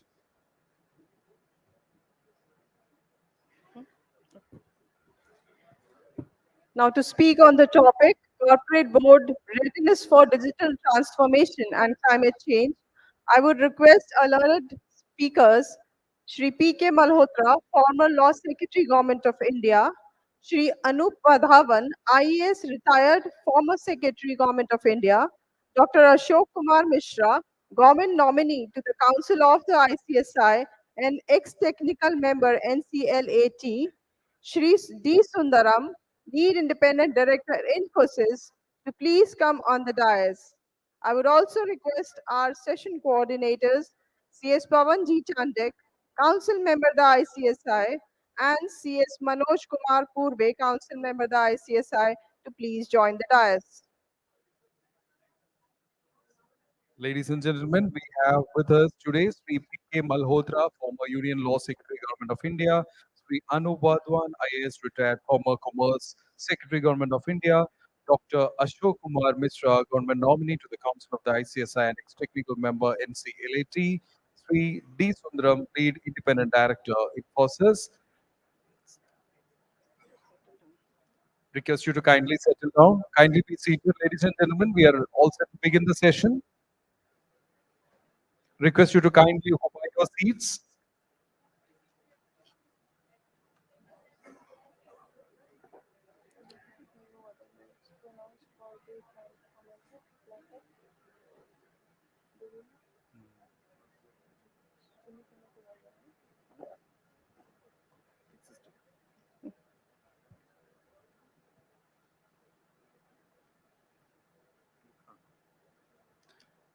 I now request CS Pavan Chandak, Council Member ICSI, to please welcome our guest, Shri P.K. Malhotra, former Union Law Secretary, Government of India, by presenting him a planter.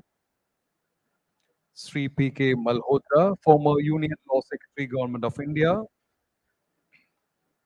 He started consultancy as an advocate after demitting office as Union Law Secretary. He worked for more than 25 years as an officer of Indian Legal Service.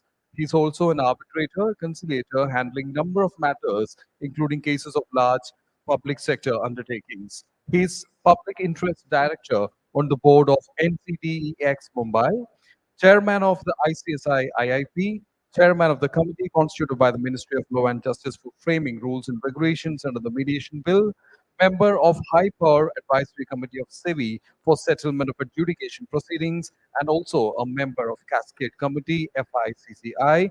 He is a postgraduate MA Political Science and LLM. Welcome you, sir. I would now request CS Manoj Kumar Purbe, Council Member of the ICSI, to please come on the please welcome our guest, Shri Anup Vadhavan, retired former Commerce Secretary, Government of India, by presenting him a planter.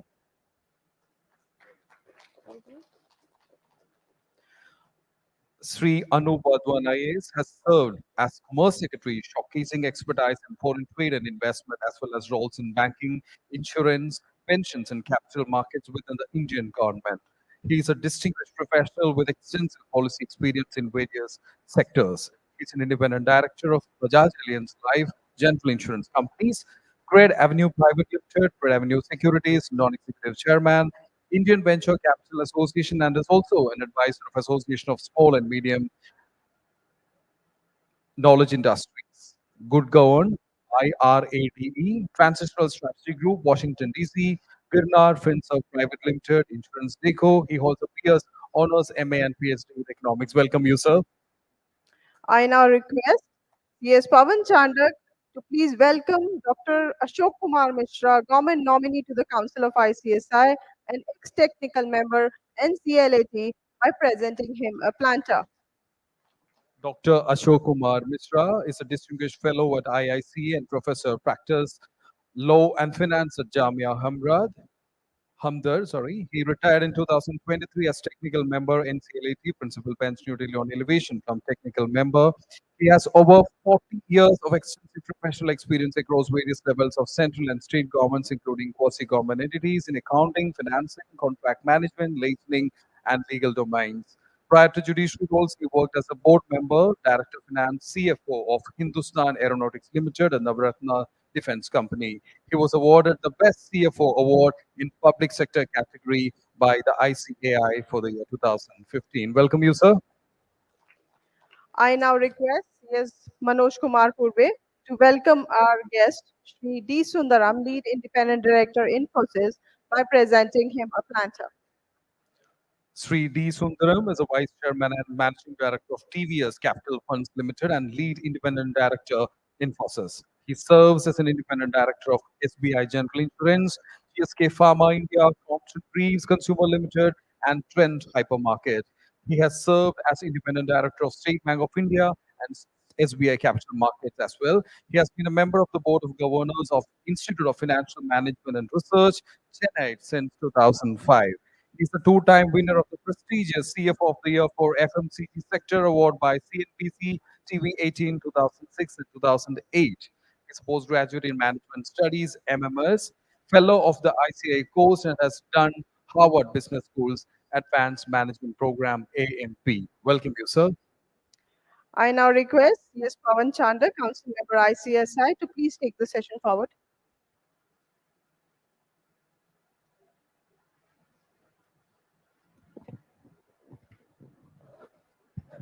Thank you. Very good afternoon to all of you. Good afternoon. This is the last technical session and a very wonderful, I would say, end to this wonderful 51st National Convention of Company Secretaries from the land of Kashi, Banaras, Varanasi. This fifth technical session is on the theme I would say, it is the corporate board's readiness for digital transformation and climate change. And we have all the stalwarts to take us through this journey of digital transformation, which is the need of the hour. All the corporate boards are right now discussing on this for the two reasons, not only the digital transformation only, but also the climate change, which is a buzzword is going on, including the implementation, its impact, and none of the board members are taking it lightly, and all the boards are taking it very seriously to implement. How to start is a long process, and it does not only mean that it is a policy document or like that, but with the invention of various new technologies like machine learning, artificial intelligence, and many other tools, internet of the things, the expertise has become a buzzword, and the expertise in not only the digitalization but also to execute and implement all those strategies is becoming a great challenge for all the boards right now. Simultaneously, we have the climate change, which is, I would say, on the top of the global agendas right now, and various things like ESG matters, ESG factors are coming out of this climate change, and it has become our, I would say, concern. Also, at the same time, it is our new area of practices, new area of corporate matters, which are getting developed over the period. And these two things, like readiness for digital transformation and also for the climate change, has become a new thing to handle by the corporate boards. In my opinion, the corporate boards of today stand at crossroads where their decisions will shape the future of their organizations and world at a large also. The readiness for digital transformation and climate change is not a matter of choice for them, but it is a necessity for long-term success and global well-being. Friends, this theme explores the intricate interplays between two challenges, basically. That is emphasizing the pivotal role of corporate boards in steering the businesses towards a future that is technologically advanced, environmentally responsible, and also sustainable. So I welcome all of you along with our esteemed panelists to this last technical session of the 51st National Convention of Company Secretaries. And I would be requesting one by one all the panelists to express themselves with the opening remark on the subject, and then we will take all the questions, and we'll seek the answers to be addressed by our eminent panelists. So thank you.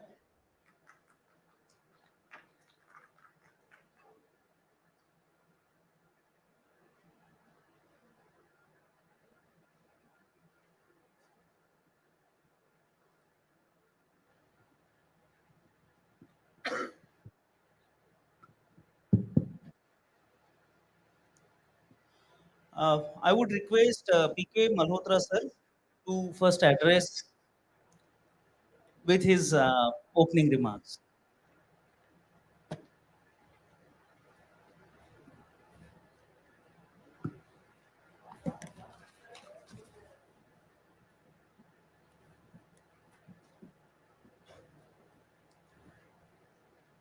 Good afternoon, friends.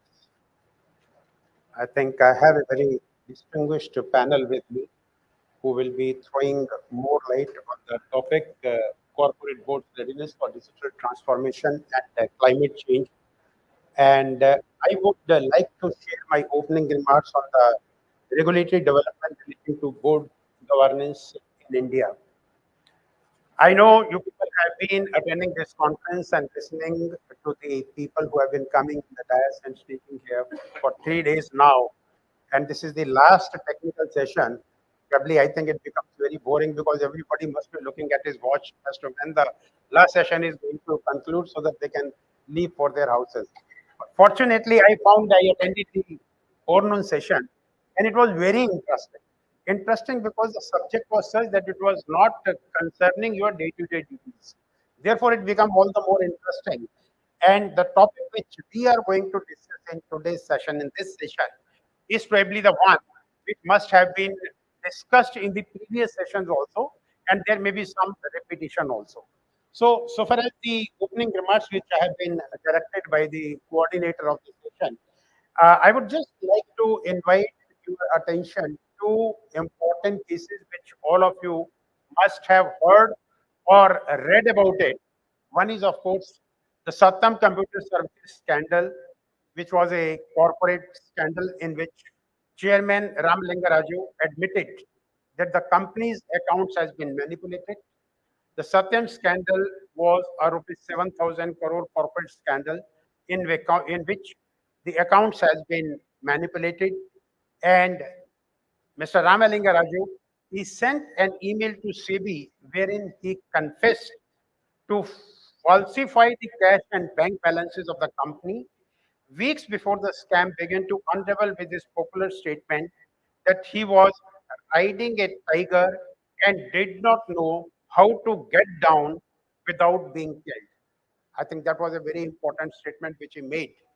And second case which I would like to highlight here, to which I was also, in a way, I can say associated when I was working in Securities Appellate Tribunal, and that order was also passed during that period. That was another scandal which has taken place in the corporate world, and probably it has led to a lot of debate as to how best to protect the interest of the investor at the same time to see that the corporate houses are working in a better fashion. There is a huge range of responsibilities upon the directors of the companies to comply with the standards and best practices given in different laws and guidelines. Apart from the laws and norms suggested by various institutions from time to time, the companies are also expected to act responsibly towards the society as a whole because the corporates are so big in today's time that they have some impact on each and every citizen of the country equally. The burden on the organization has already reduced as they are made to follow fixed guidelines which are issued either by the Ministry of Corporate Affairs or Registrar of Companies or the Securities and Exchange Board of India. It is also very important that all stakeholders are also demonstrate their interest and active participation in the decision making processes to make it a contributory job altogether. Government, banks, RBI, statutory authorities, and independent director all need to come together to have a cohesive, foolproof system to eradicate the malaise of corporate misrule. And for that purpose, the amendments which were made in the Act, Companies Act, in the new Act by enacting the new Act 2013, and the regulations which are issued from time to time by SEBI, I think play a very important role. And we are supposed to do compliance not only because they are statutory compliances, but in addition to statutory compliances, whatever is needed for a good corporate governance also to be done, whether it is mandatorily required by any statute or not. Now, with companies, the board of directors, within the companies, the board of directors, as the most prominent corporate fiduciaries and ultimately accountable to shareholders, are responsible for overseeing effective management of climate related impacts. They need to ensure climate risks and opportunities are centrally embedded to company strategy. To do this effectively, Directors need the right tools to make the best possible decisions to ensure the long-term resilience of their organizations. Many, if not most, boardrooms are still grappling with how exactly to frame the risks and opportunities and embedded a viable transition strategy into their business models. In response to growing requests from corporations and investors, the World Economic Forum, in collaboration with the PwC, developed a set of climate governance principles, and these principles are designed to achieve what they want to achieve, raise awareness and promote board ownership on this particular topic, increase board level understanding of current mandatory and voluntary requirements related to managing, mitigating, and reporting on climate risk opportunities, and enhance the climate competence of executive and non-executive directors to enable informed investment decision making, effective oversight of enterprise, and systemic risk, as well as long-term strategic planning consistent with a zero carbon economic system. Of course, there are other speakers who will be dealing on this environmental issue. In the opening remarks, I would stop here and I will switch over to the digital transformation also, which I think has become the most important topic of discussion, not only discussion of implementation also, more particularly in view of the judgment of the Supreme Court to protect the right to privacy of the individual, and you as a corporate are custodian of the information pertaining to your customers and the clients. Digital transformation is a critical imperative for organizations in today's rapidly evolving business landscape. Boards play a pivotal role in shaping and driving digital initiatives, ensuring that companies can harness the benefit of technology while mitigating the risk. Here are several ways boards can contribute to successfully digital transformation. And I would just like to point out one, that is, while board members don't need to be technology expert, they must grasp the strategic implementation of technology. Rather than diving into technical details, their focus should be on understanding how technology can unlock new revenue streams and competitive advantages. For instance, artificial intelligence can significantly enhance delivery speed, reduce cost, and improve quality. Boards should recognize artificial intelligence potential impact on market, products, and business model. So far as the regulatory framework is concerned, is as I said, even if it is not particularly mandated either by the Ministry of Corporate Affairs or by the Securities and Exchange Board of India, still following the good corporate governance principles, it becomes essential that even in respect of the areas where no guidelines are provided, if in supplement to the guidelines as a corporate, we can provide certain guidelines which lead to best practices and to protect the interest of the investor, I think it's become very important. Maybe some of you may ask me a question that probably already, so far as the SEBI or the Ministry of Corporate Affairs is concerned, we have over-regulated market, which even in certain areas doesn't give us enough mobility within the joints itself because we are strictly follow those rules. But I think slowly the government has realized this particular aspect also. Therefore, the number of regulations are also being reduced.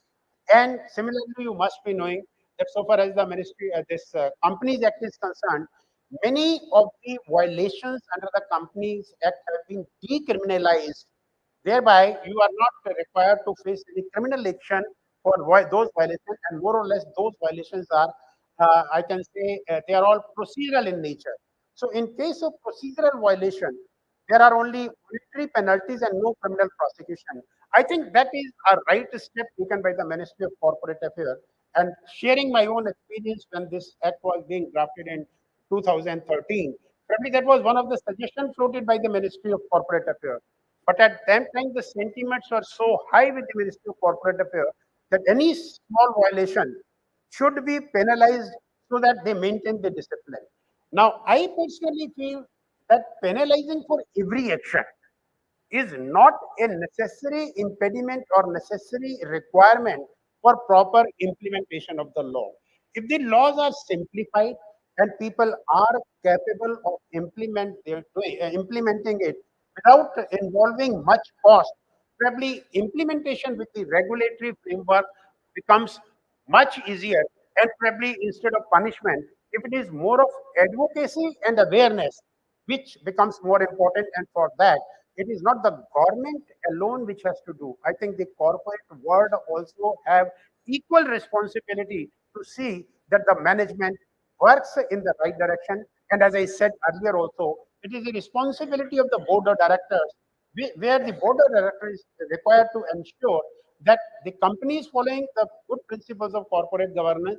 At the same time, all the regulatory compliances are being done. So KMPs as well as the board of directors have an important role to play. Government on its part has been coming out and from time to time making amendments in the regulations as well as in the act. It is a healthy development in the government that earlier what they used to do. In case some problem has come before them and it needs amendment in the act or in the rules, probably the pre-legislative consultation process was not followed. But I'm happy that for the last few years, the regulator, the Ministry of Corporate Affairs, as well as the Securities and Exchange Board of India, whenever they are coming out with a uh, new regulation or new kind of rules, probably a consultation paper is circulated and comments are invited before they finally implement it. So I think in the days to come, probably self-regulation is going to be more important than the government-controlled regulation. And with these opening remarks, I just conclude here because there will be question answer session and there are other panelists also, and we have a time constraint. Thank you very much for your attention.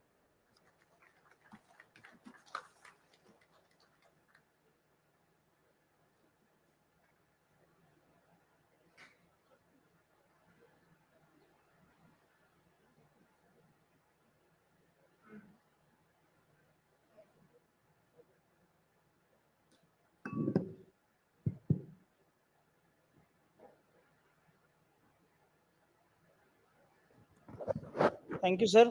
Thanks for a very detailed opening remark. And I must thank you for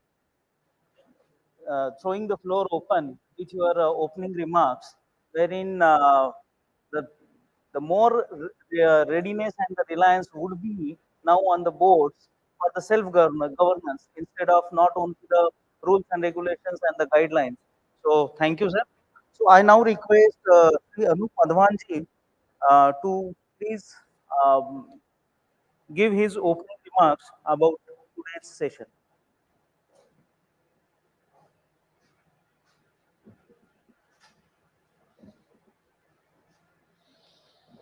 Thank you so much. Good afternoon to everyone. Needless to say, I'm delighted to be here amidst this very, very distinguished panel and the very, very distinguished audience.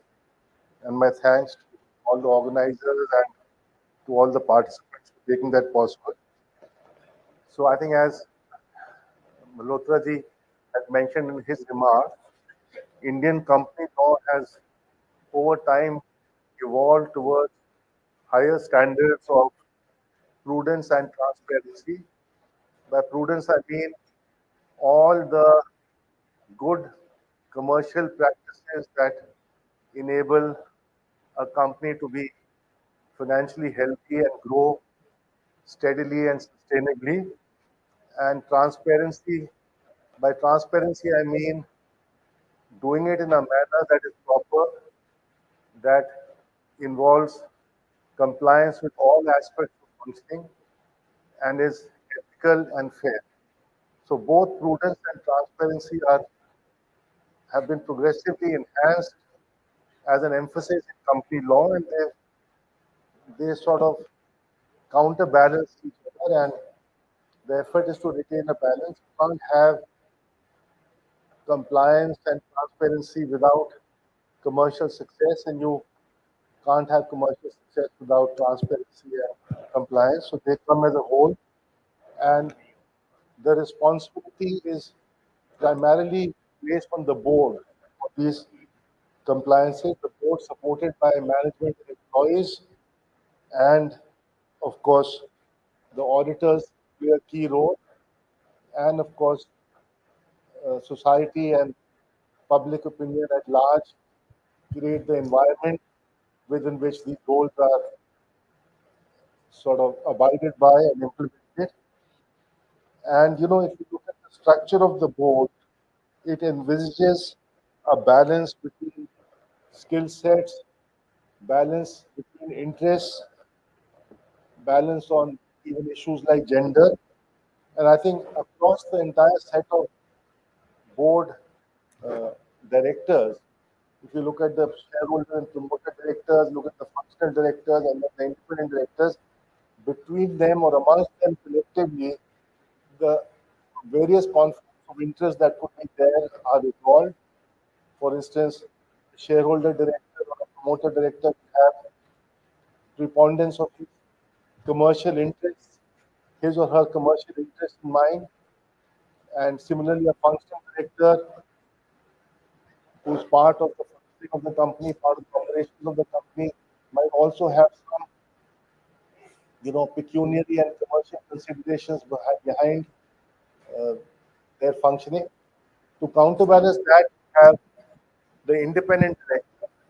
Now, independent directors are technically directors free from conflict of interest in terms of their decisions not being related to any gain for them.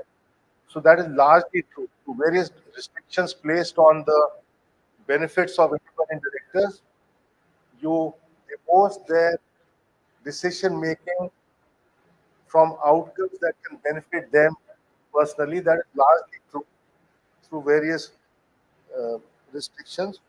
And the independent directors basically constitute or represent the interests of all stakeholders other than the shareholder. Of course, they represent those interests also, but they primarily represent interests which are unrepresented on the board.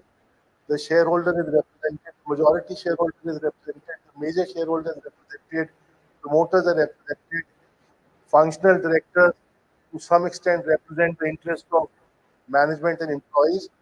So all the remnant interests, interest of the minority shareholder, interests of the public and society, interests of the lower level employees, interests also of the policymaker and the regulator.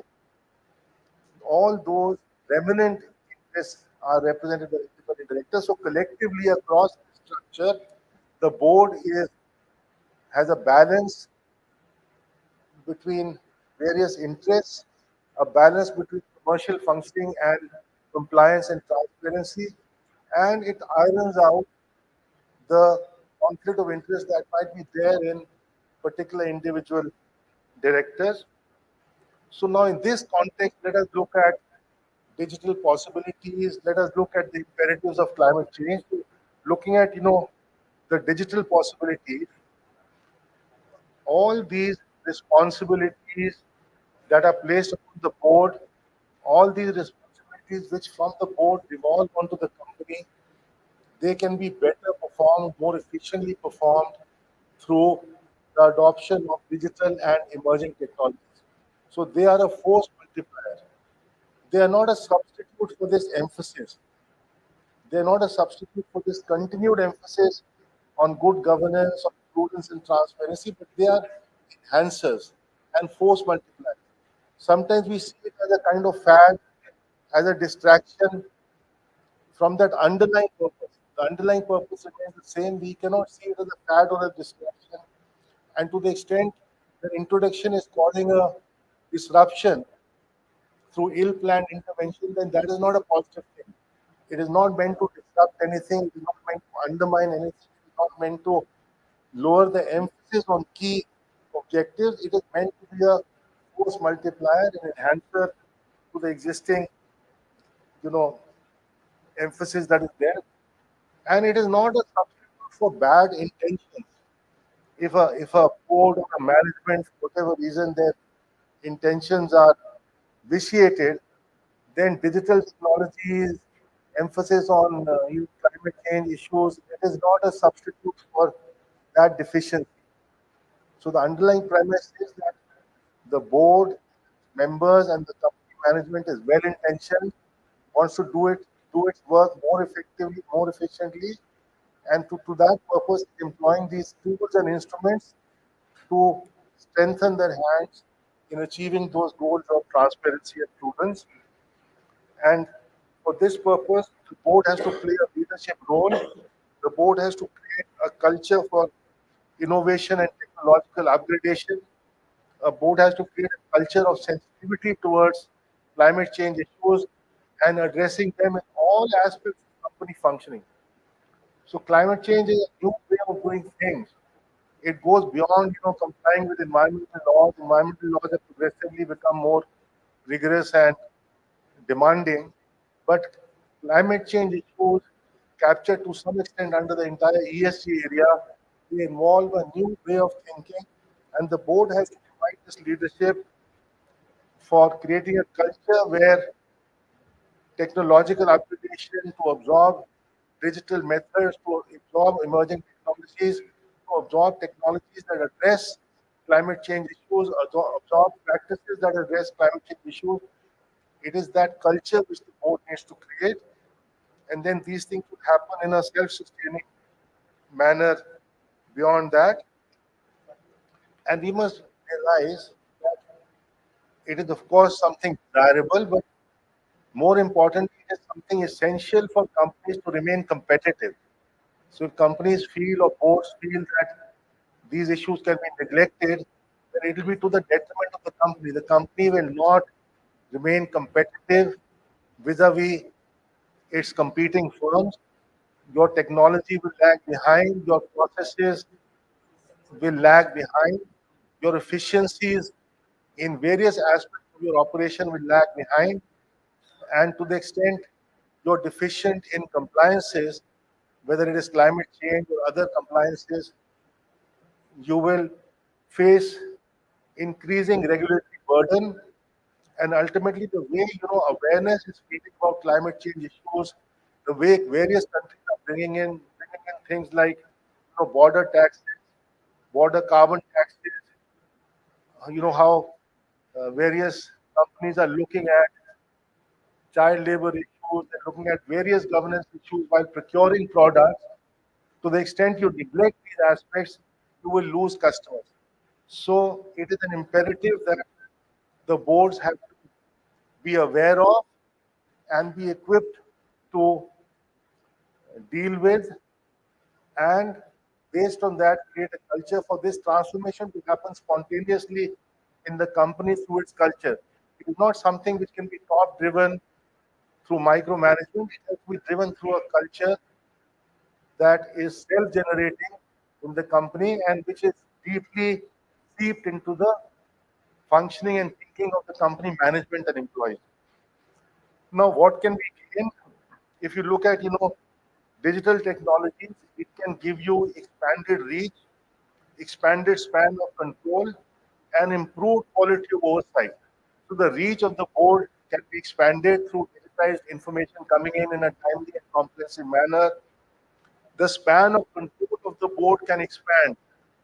If you could, monitor 5 issues with digital support, you can monitor 10 issues. Your span of control goes up, and the quality of your oversight goes up. To the extent you're getting more information, absorbing more information, you are improving your capacity, and the quality of your governance and oversight over the company will go up. And that is not only true for the board, it is true for the management, it is true for all the middle level management, it is true also for the lower level management. They will get better informed, better information, better span of control, and better quality of functioning.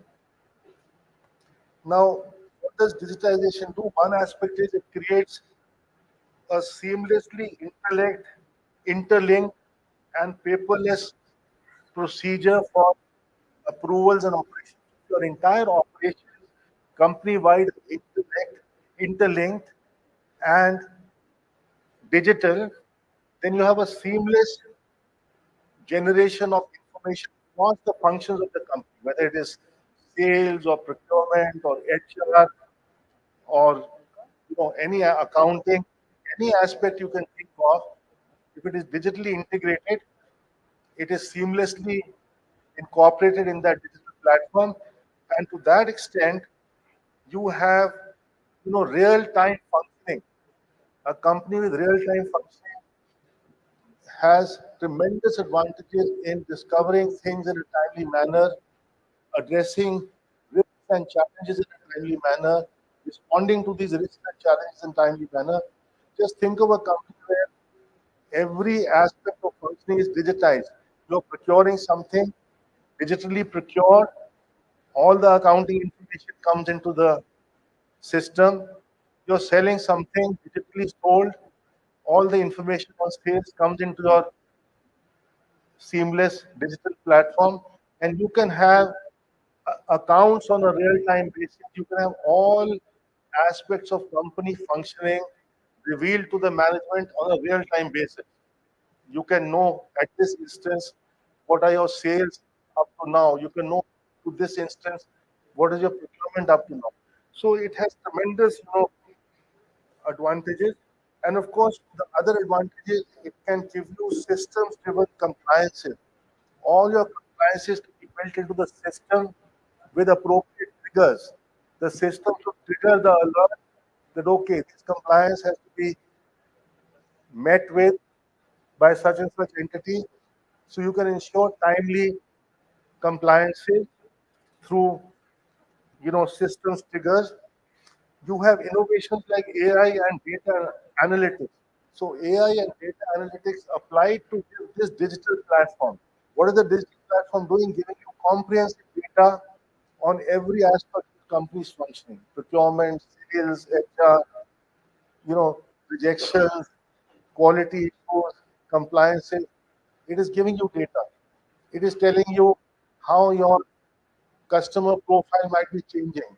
It is telling you how your product mix is behaving. It is telling you how your costing, which underlies the product mix, how that costing is changing. So it is giving you this huge volume of data, and you apply AI and digitized analytical techniques to it. It can be a tremendous guide for timely action. If your product mix needs to be changed, if your production technology needs to be changed, your sourcing of raw materials, inputs needs to be changed, it will give you that timely information. The analytics applied through AI on this database can give you that timely sort of occasion for intervening suitably. It can help you to identify inefficiencies, untapped opportunities. It can help you to identify, as I mentioned, transformational needs, changes in product mix, and it can help you to address, irregularities might be there in your functioning. There might be some cyber vulnerabilities. Help you to address those in time.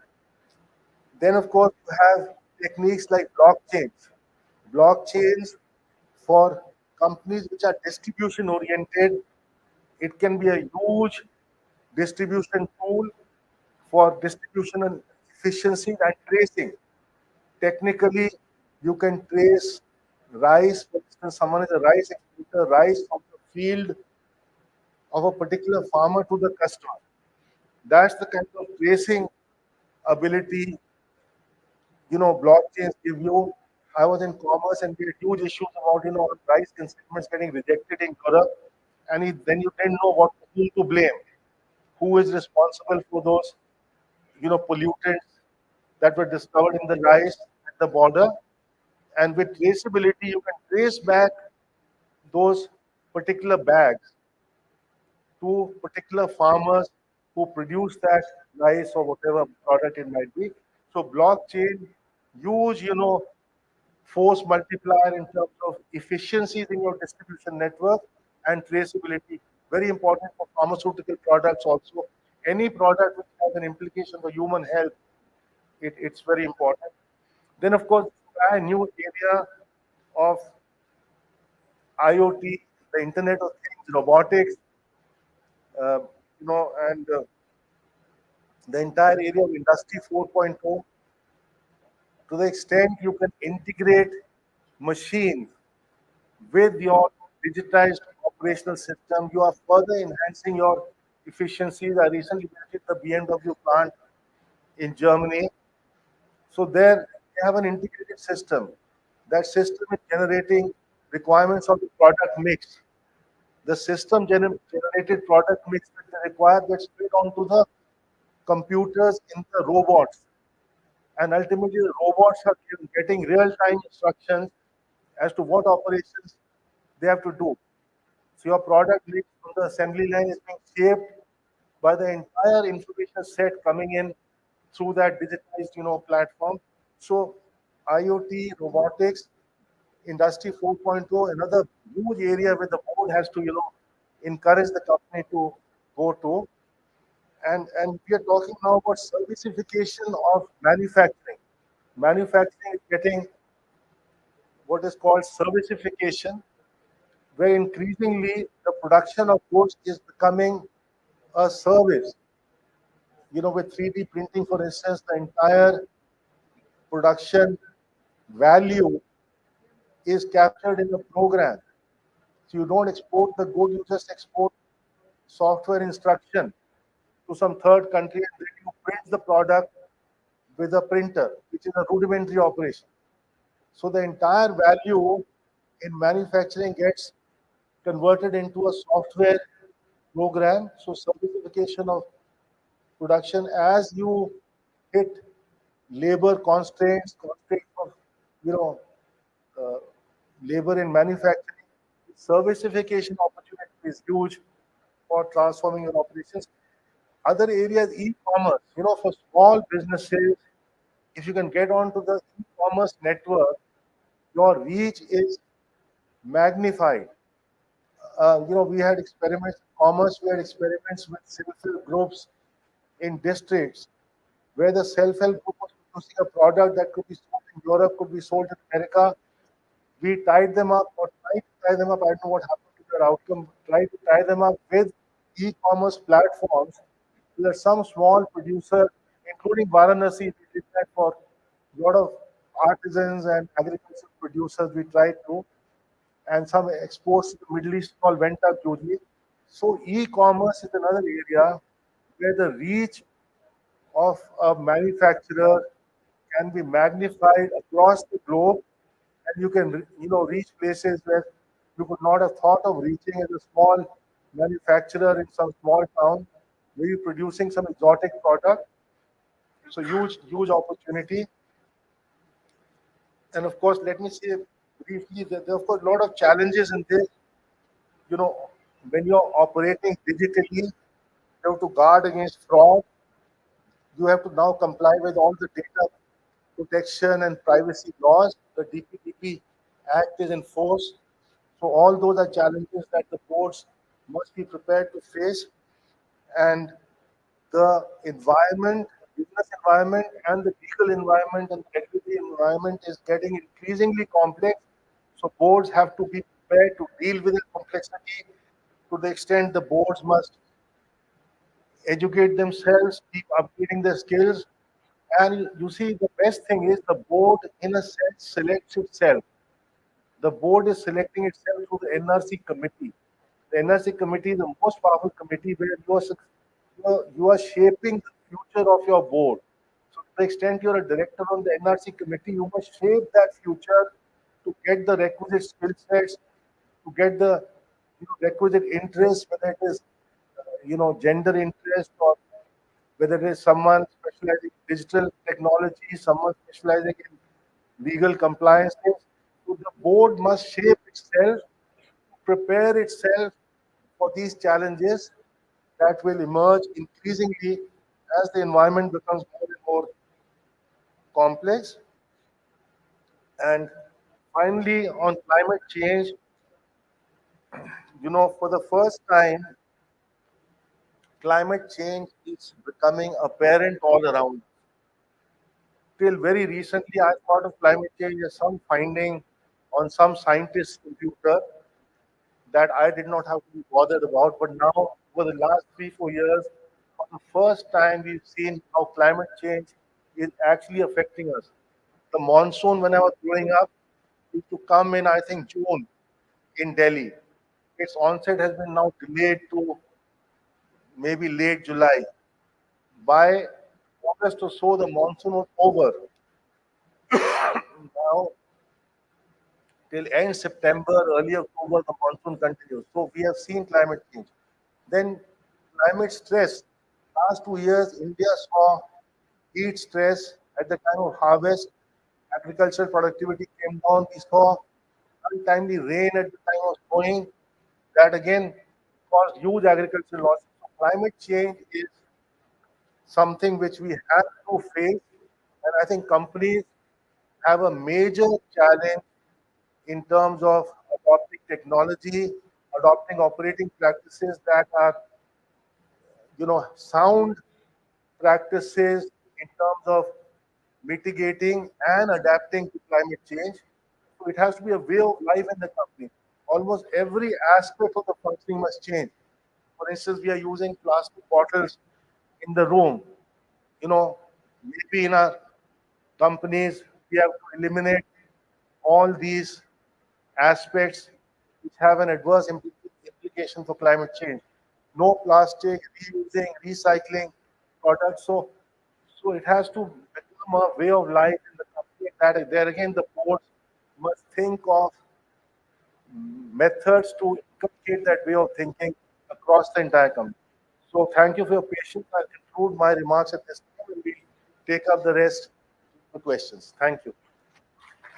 Thank you, sir. Thank you for taking the session in greater details in your opening remark. I request my my colleague Manoj Purveji to take the session ahead with other panelists. Good afternoon. So tone is already set by eminent panelist, and by hearing the two panelists, we heard we can't think our life without technology. Is it? We can't think our life without technology. No. We can't think without our life environment. Environment and technology both are moving side by side. So tone is already set by our panelist, and further that our next panelist is Mr. Sir, and he is the eminent personality again, and he is going to give by opening remarks. He is again setting this discussion for the next level. So over to Mr. Sir, please, sir.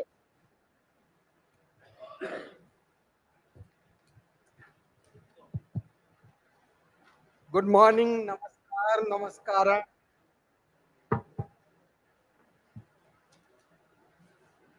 So, respected Mr. President, Mr. Gupta, past President, respected Malhotra sir, Mr. Wadhwa, Mr. Sundaram, Mr. Chandak, and Mr. Purbe, Mr. Dhananjay Sukla, Mr. Kejriwal, and all my colleagues, sisters, and brothers. Now, my job is very easy. Sir Malhotra sir has already told you the regulatory provisions, how the law has changed, how the law has originated, how it has commenced from Satyam computers onwards, and how currently we are looking at the law, how punitive measures are getting converted into non-criminalization. Now, Wadhbasar, Mr. Commerce Secretary, has already explained you the various procedures in technology, in e-commerce, and whatnot, even climate change. So my job is easy, but I will take up some issue from women development because you see, basically when I was Director Finance and CFO HAL, then I remember a case, there was a need for a shift of some audit readjustment. So I saw a young woman who was selected, but she was very sharp. So I suggested chairman because in a particular division where lot of services jobs were being done, means civil jobs, maintenance and other things, why not we put her there? And we should remove the boss himself. Boss was agent. Chairman, although he was very assertive, but he told, ठीक है अगर तुमको लगता है मिश्रा मैं तो कर्नाटक में हूँ ये लड़की से यहाँ का काम होना बहुत मुश्किल है यहाँ बहुत यूनियन तगड़ा है हमने कहा ठीक है sir let us take one chance so in spite there was an objection in the file by the MD because he does not want a lady. I put down that as a director of finance I feel she is the fittest candidate. I put her on that job. Incidentally, within 2 months, she located some flow of passing of bill and she got some doubt on some payment system. So she told me, sir, kuch to garbad hai, but people are not providing me properly documents. Then naturally as DF and CFO, okay, I can stop the salary also, including the salary of my chairman. That power in public sector, particularly in defense PSU exists. So I told you give me the name of 2-3%. This month salary will stop. They are not providing you. Then finally that girl came up with a scam of around 4 crore rupees. That was a payment of a party being done in such a manner you cannot locate. It was not getting co-located. Means it was not getting co-linked because there was a flaw in the programming and all the people in the chain. Now when that was located, then I was told by chairman, अरे पहले उसको protection दे देना. So Mr. R.K. Singh, because I have the privilege to work with him, he was home secretary. I gave him a call, sir, मैं बैंगलोर में हूँ, southern India में मुझे पता नहीं क्या करना है. He told I will take care. I am talking to chief secretary and ministers, and then we got all the connected people arrested. The Karnataka, lot of ministers were interested in getting him released. You see how this scam happened. I learned for the first time.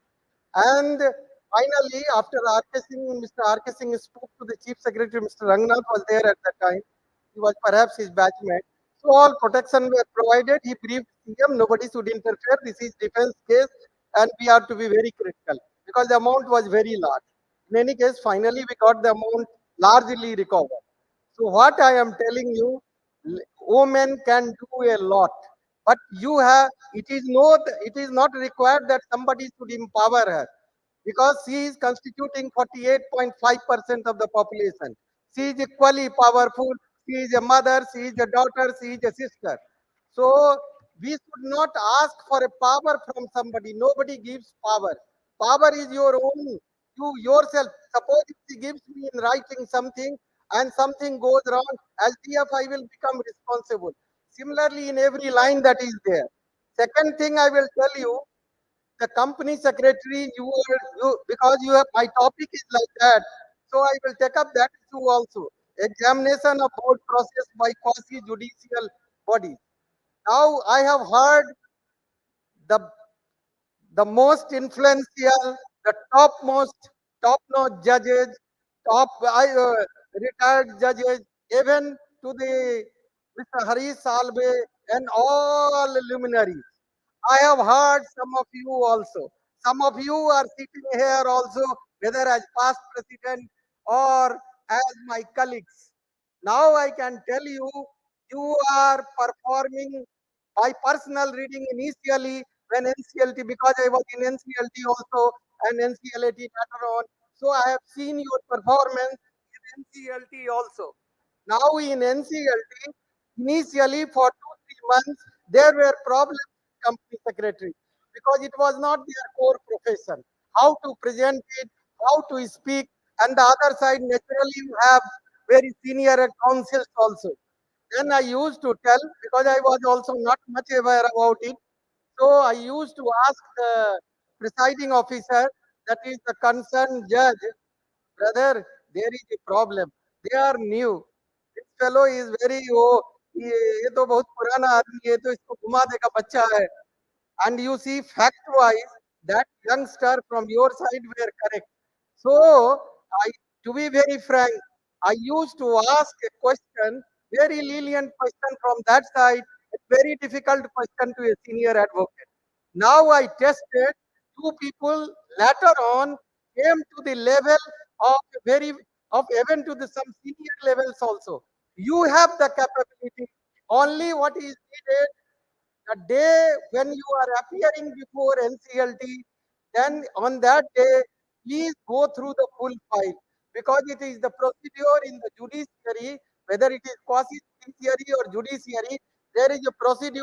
Every judge, every member is supposed to go through the file. He prepares his own brief. So you also be prepared for everything. Don't worry for your case or a strong case. The client is interested how you have presented the matter and how the bench has dealt with you. Bench pays you lot of respect because I used to talk to my colleagues later on because I have the privilege of being taking their classes also when they are new. So naturally, वो थोड़ा गुरु शिष्य वाला system हो जाता है, and then I have the privilege of asking them how my company secretaries are doing. Last time I told while I was attending conference of chartered accountants at Indore, you people are not doing as good as company secretary are doing because you have to develop that criteria. It is not that कि मैं दादा बन गया, then I am not required to develop myself. So that is one thing. Secondly, what I have seen in NCLT, because NCLT, you all know, they deal with Company Act and IBC. NCLT added to that Competition Act. But I am telling you very frankly, Competition Act, that is antitrust law, hardly 65, 60 sections are there. Hardly three, four regulations are there. Why company secretaries are not coming forward to take up the cases of Competition Act? It is not at all difficult. Only you have to do in mastery of four sections. Section 3, 4, 5, 6, 20, 21, 3, 4 more sections, 45, 46, 47.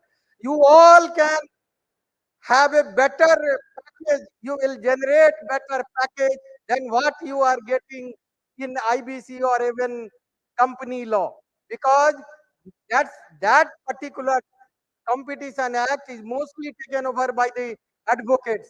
So please come forward and take up that assignment.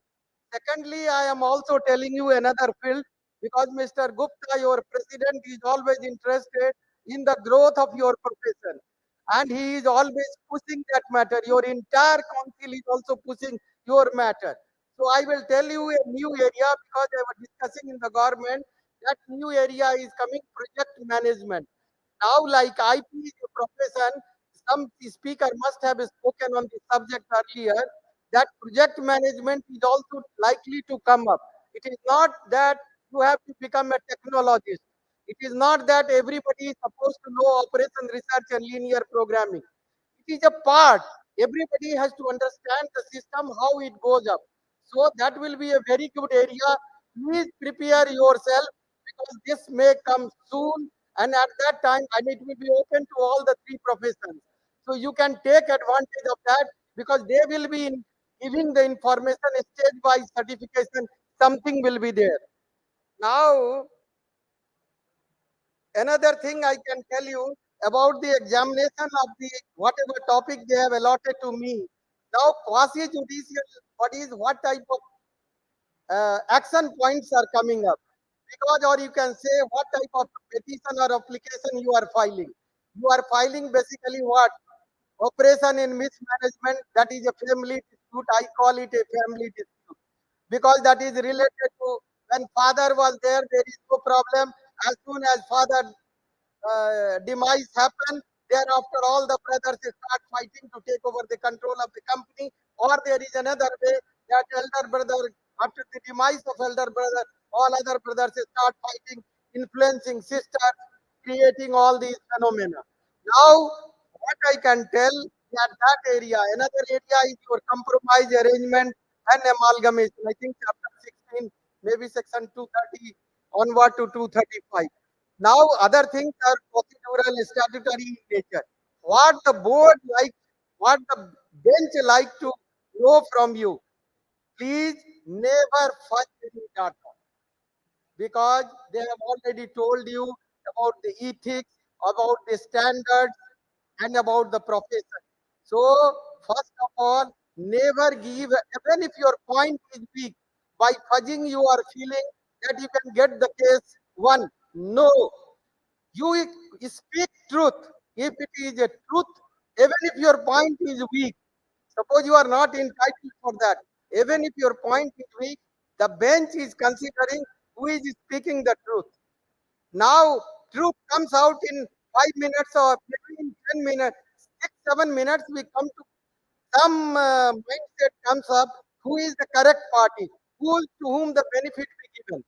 So, never suggest your client for fudging the data. Clients are masters on themselves because tomorrow or some other party will put a claim, you will be also a party in a dispute and you will be also a part of petitioner or respondent. Don't do it. Be truth, correct, present the point. Suppose if a board notice has not been issued, a board meeting has been convened, board meeting is correct convened, board notice not issued. I have seen several cases where the people were fudging the record, computer, this thing, notice is issued. Now whether it is through computer, then there is computer administrator is there. Locate, it will be located. You can't file that from a this outside somewhere. So there are several issues, and the truth comes out. Unnecessary you put you in problem. You are giving an affidavit. Don't do such thing. Tell it was orally mentioned. It is the practice of my company to orally tell to the other. It is a family company. We were never feeling such type of issues will come up. Tell openly it was orally told on the phone and all these things. It never happens like this. Same thing, you can twist it with the correctness of your fact. Fact is always there. Fact is never twisted. No case law can provide substitute for your fact.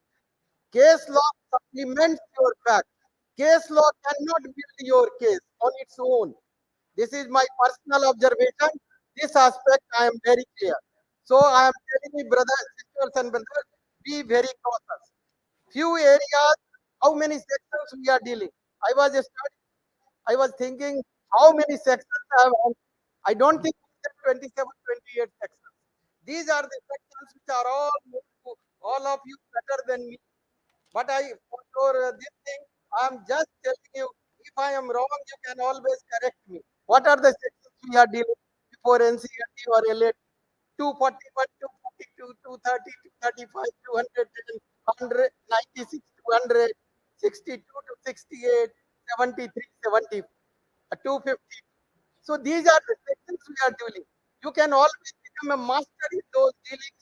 This is, but only time and again I am telling you, don't be part of a fudging of the record. You have to build your reputation. You are all youngsters. Hardly this profession for this purpose. 2016 में आया है. 7 साल के हम छोटे बच्चे हैं. Be careful. Now, what I can tell you, you know, in the days of ABCD. A is for artificial intelligence, B for blockchain, as already told you, C for computer, D for data analytics. And hence, I also suggest you to remember ABCD advantage, benefits, constraint, and disadvantage whenever anything comes before you. He has already touched upon key managerial personnel, independent director. I am not going to touch that issue also. One thing I want to tell you after seeing certain, you know, as a professional, we are also some way accountable and sometimes come into some problem. I still remember Mr. Injara at that time was telling me, now you see where I have found that you are committing certain mistakes. Compliance of SEBI regulation. Don't give a free certificate.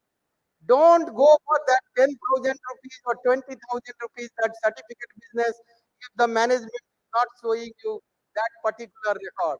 You are youngster, that's why I am repeating. These are the violations that are found from your few colleagues. Because today the population is 10% of the first day inauguration population, but this 10% has to pass on the masses to another 90%. Now, related party transaction, be cautious. Don't give a clean check without going through the record. MGT7 certification. It is not an easy going area. Some of you have come in some problem. DIR, MR, secretarial audit, misplacement of sometimes DIN numbers, this, that. Always check up whatever staff is doing. At least once you glance that. What is the mistake? Young man, old man, you can find out. Then then your another thing is ADT 1 in form number 23 AC, AOC 4. So I am just MGT 8. These are the areas where you should be extra cautious. Never give a certificate if that party is not showing you the correct thing. I know sometimes it happens. As a company secretary, you may be feeling that youngsters are being offered a particular job when you are grown up or at a higher level, since the law compliance is required to be done by any company secretary, so they start searching for somebody. Don't worry, generate your wealth in yourself. Don't go and ask from the government, "ये मुझे दीजिए, वो मुझे दीजिए." You have that interest. You are also, chartered accountant is very older organization in you, so naturally they have a member of, I think about 4 member. You are still at 72,000. Time will take its own course, so it will take some time. But don't feel that you can't do. And today I will tell you one thing, one more thing. I don't know whether I have to tell or not with the permission of Sir Malhotra Sahab. I am telling you, when I was interviewed for NCLT member, he was my interview expert, one of the experts. Justice Ranjan Gogoi was there, Justice Ramna was there, Corporate Affairs Secretary Sir was there, Finance Secretary was there. I can tell you he has a more depth of knowledge. Some of you, when there is an interview of NCLT or LAT, some of you can interact with him. That will be a great help to you. So with all this, I'm closing this because I don't want to take more time, valuable time of yours. Thank you. Jai Hind.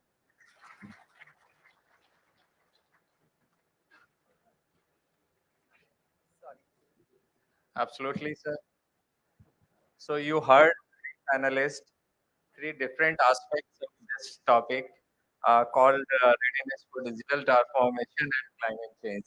So the three different point of view from three different personalities.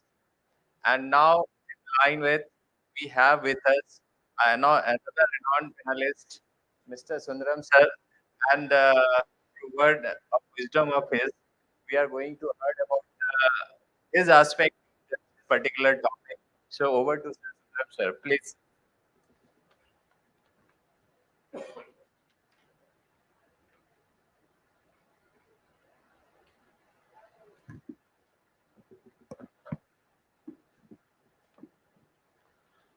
Good afternoon.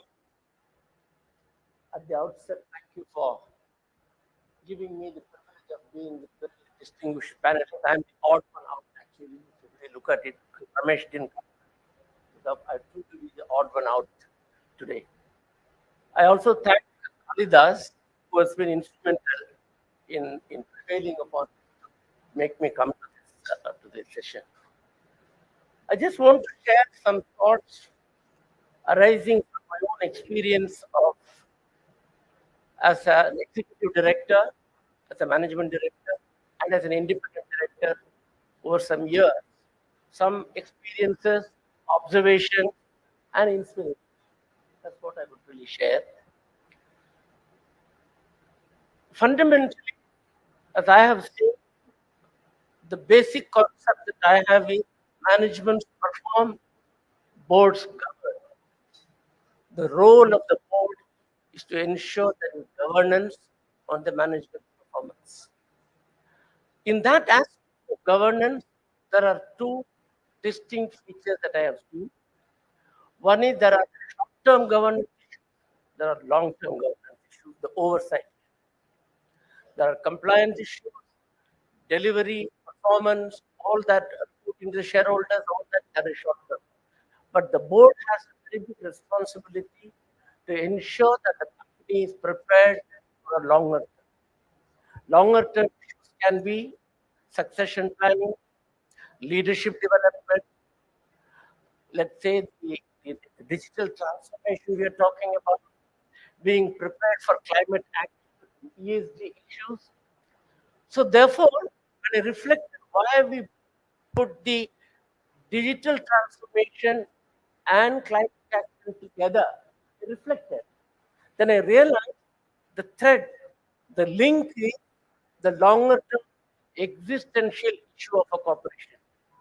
If a company is not prepared to deal with issues which are very relevant to the future, it will have no future.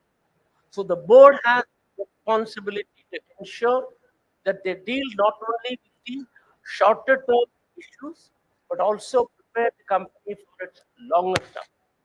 Basically, therefore, in a company structure, in a company operation, I see four sides which I have observed. One is what I call delight the consumer. You exist because of the customer, you exist because of the consumer. So that is fundamentally the consumer intimacy issue.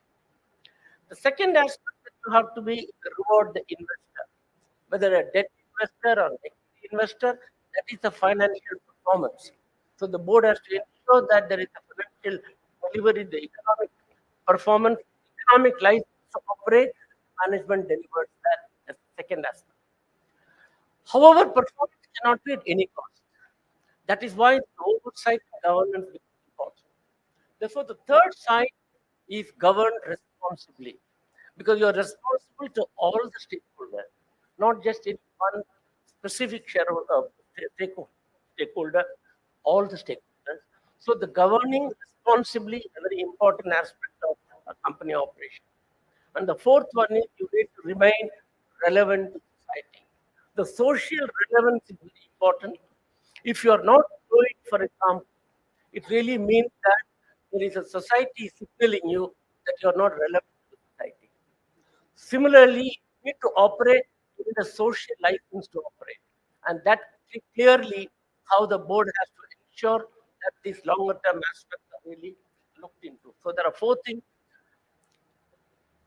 customer intimacy, that means delight the customer, consumer, reward the investor, govern responsibly, and ensure that you remain socially relevant.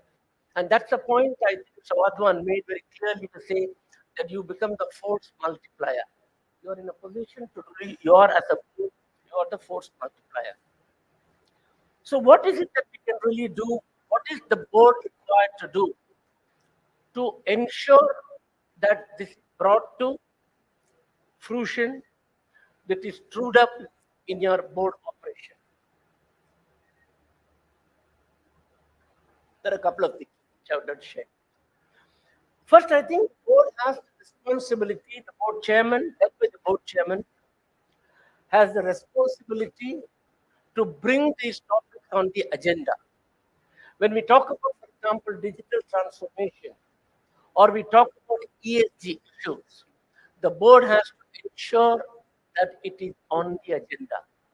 It is brought by the management and discussed very clearly in the board in detail. If it's not on the agenda, never engage the mindset, it never engage the discussions and deliberations by the board. So it's very important to bring. So that is where the policy drives take place. That is where the committee structures take place. And all this is very important that the board has to really drive those aspects. The second thing is the board has to ask the right question.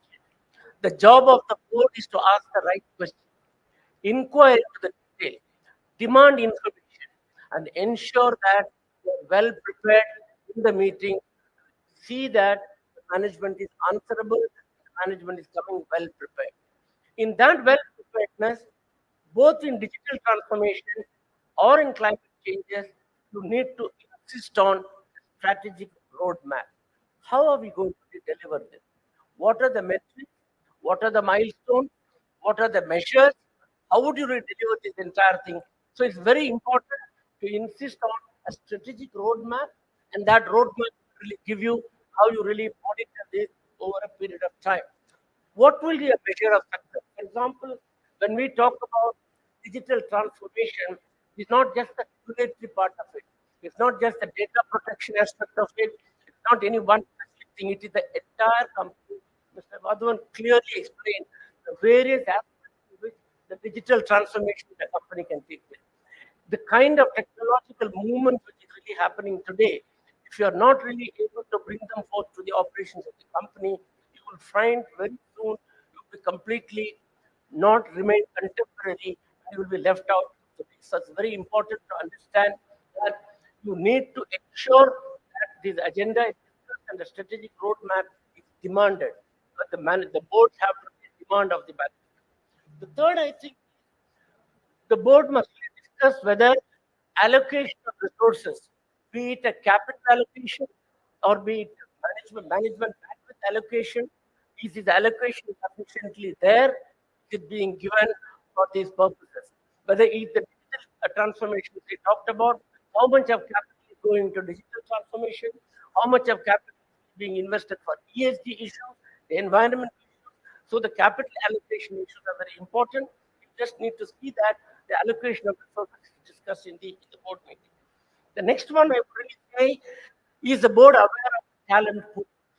To me, the most important challenge in a company always is the ability to develop talent, the ability to have a high quality managerial talent to take all these things forward. The board has the responsibility to question, do we have the sufficient talent pool? Do we have sufficient resources to drive these agenda forward and ensure that the company can really keep pace with what's really happening and deliver what is expected by all the stakeholders. The board also has the responsibility to ensure risk identification takes place, that the management discusses what are the risks associated with the implementation and execution of this entire thing. Bring the entire thing in the enterprise risk management context. What is the probability of occurrence of issues? What are the severity of the issues? What kind of a mitigation is really put in place? That whole risk management issues associated with this would be very, very critical for the board to examine. I would also say then there is also finally how the compensation structure is. There are many companies now who are moving towards ESG parameters, ensuring whether it is a gender diversity issue or whether it is a CO2 emission issue. Finally, an ESG issue, there's also a compensation structure which you need to understand.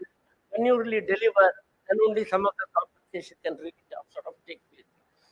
One thing I have really seen, things like ESG drive, that's quite different from digital transformation. In ESG drive, what has been the driving force? The driving force in ESG has been the regulatory change. And regulators have played an outstanding role in ensuring that the company is aware of the responsibilities for delivering to society in terms of being prepared for the future in all those climate-related metrics and measures. Once that really gets into place, process of regulator pushes the agenda, companies have to receive it, processes put in place.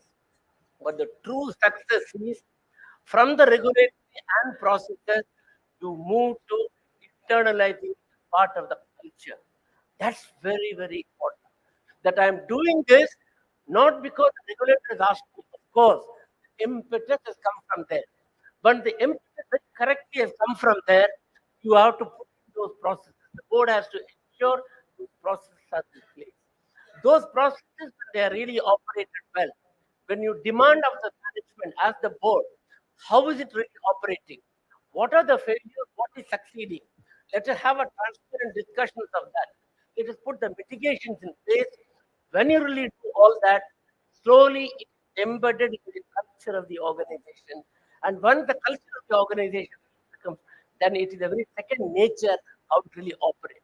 The boards have a responsibility to drive the management, to drive the organization, to really move towards that. So these are the initial thoughts I just share with you as far as this topic is concerned. Thank you very much.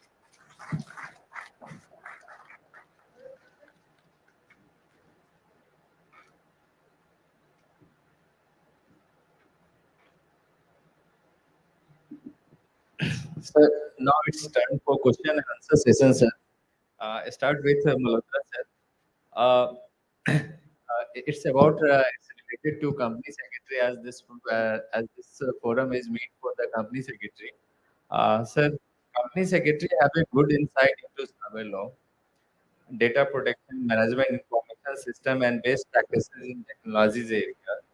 When a company secretary is made liable for maintenance and security of the electronic records, can any contravention or non-compliance under the ID Act will make him responsible for the offense, and to what extent? Are there any remedies or immunities granted to him, and more so in the light of structured digital database regulation given by the SEBI? So, in that aspect, please your word of wisdom. I think you are raising a very important question. Probably this needs a full-time lecture, but keeping it to the time constraint, I will not be going into the details of it. But definitely, because of my association with ICSI for more than a decade now in different industry, I've been participating in various seminars, webinars, and again associated with IIT also. I have always said, company secretary is the backbone of the company because it is he who briefs the board of directors in addition to, of course, MD and CEO, and he is privy to everything which is happening in the company because he interacts with the board. So, and you are yourself saying that company secretary is supposed to be well versed with data protection, privacy law, with technology also. Obviously, he is not responsible for implementation of this particular aspect because for implementation of this particular aspect, we have other experts available within the company. So I think the basic responsibility lies with them. But so far as violation of the law is concerned, if company secretary is responsible for administering a particular job or a particular assignment or the duty is assigned to the company secretary, and in case there is a violation, then obviously on behalf of the company, the person, in case there is a then the person who is responsible for handling that particular job will be made responsible because as far as criminal liability is concerned, it cannot be forced on the corporate. It has to be gone on the individual. But as far as the civil consequences are concerned, obviously it is the company who is supposed to follow it, and company will be held responsible for it. Obviously, sir, it is a nice thing, but sir, ultimate responsibility lies with the chairman or management of the comprising all the directors. It means the board. So, company secretary is only the person who can represent the board, and ultimate responsibility and liability lies with the board only. I appreciate your point, but I think the point which I was making was if there is certain duties assigned to the company secretary and there is a failure on his part to discharge that particular duty, then obviously you can't hold the board responsible for it because board will be taking decision only on the basis of information which is brought before it, and in addition to that, the board is also supposed to exercise due diligence and is supposed to aware about the day-to-day functioning of the company. Absolutely, sir. Over to Pawan. Thank you, sir. My question to Anwar, sir. Sir, nowadays these ESG and Sustainable Development Goals (SDGs) are increasingly being on the top priority list of the boards because of its importance. So, what do you think, sir? What are the potential risks and also the opportunities for the organizations that do not prioritize their digital transformation and also the climate change in their board agendas? I think it's been covered by a lot of us in our remarks. You have to transform and be conscious of these areas on account of the need for remaining competitive. To the extent you don't adopt these technologies, you will not remain competitive vis-a-vis your rivals. You will not remain relevant either economically or socially, and you will potentially be non-compliant in a regulatory sense. You face that regulatory action potentially, and to the extent society is changing and there's awareness and consciousness about certain values in society, which as I said, corporations are driving those values through their procurement decisions. They will only buy goods which are green. They'll buy goods which are, secure from the point of view of things like child labor, etc. So you lose your customers also.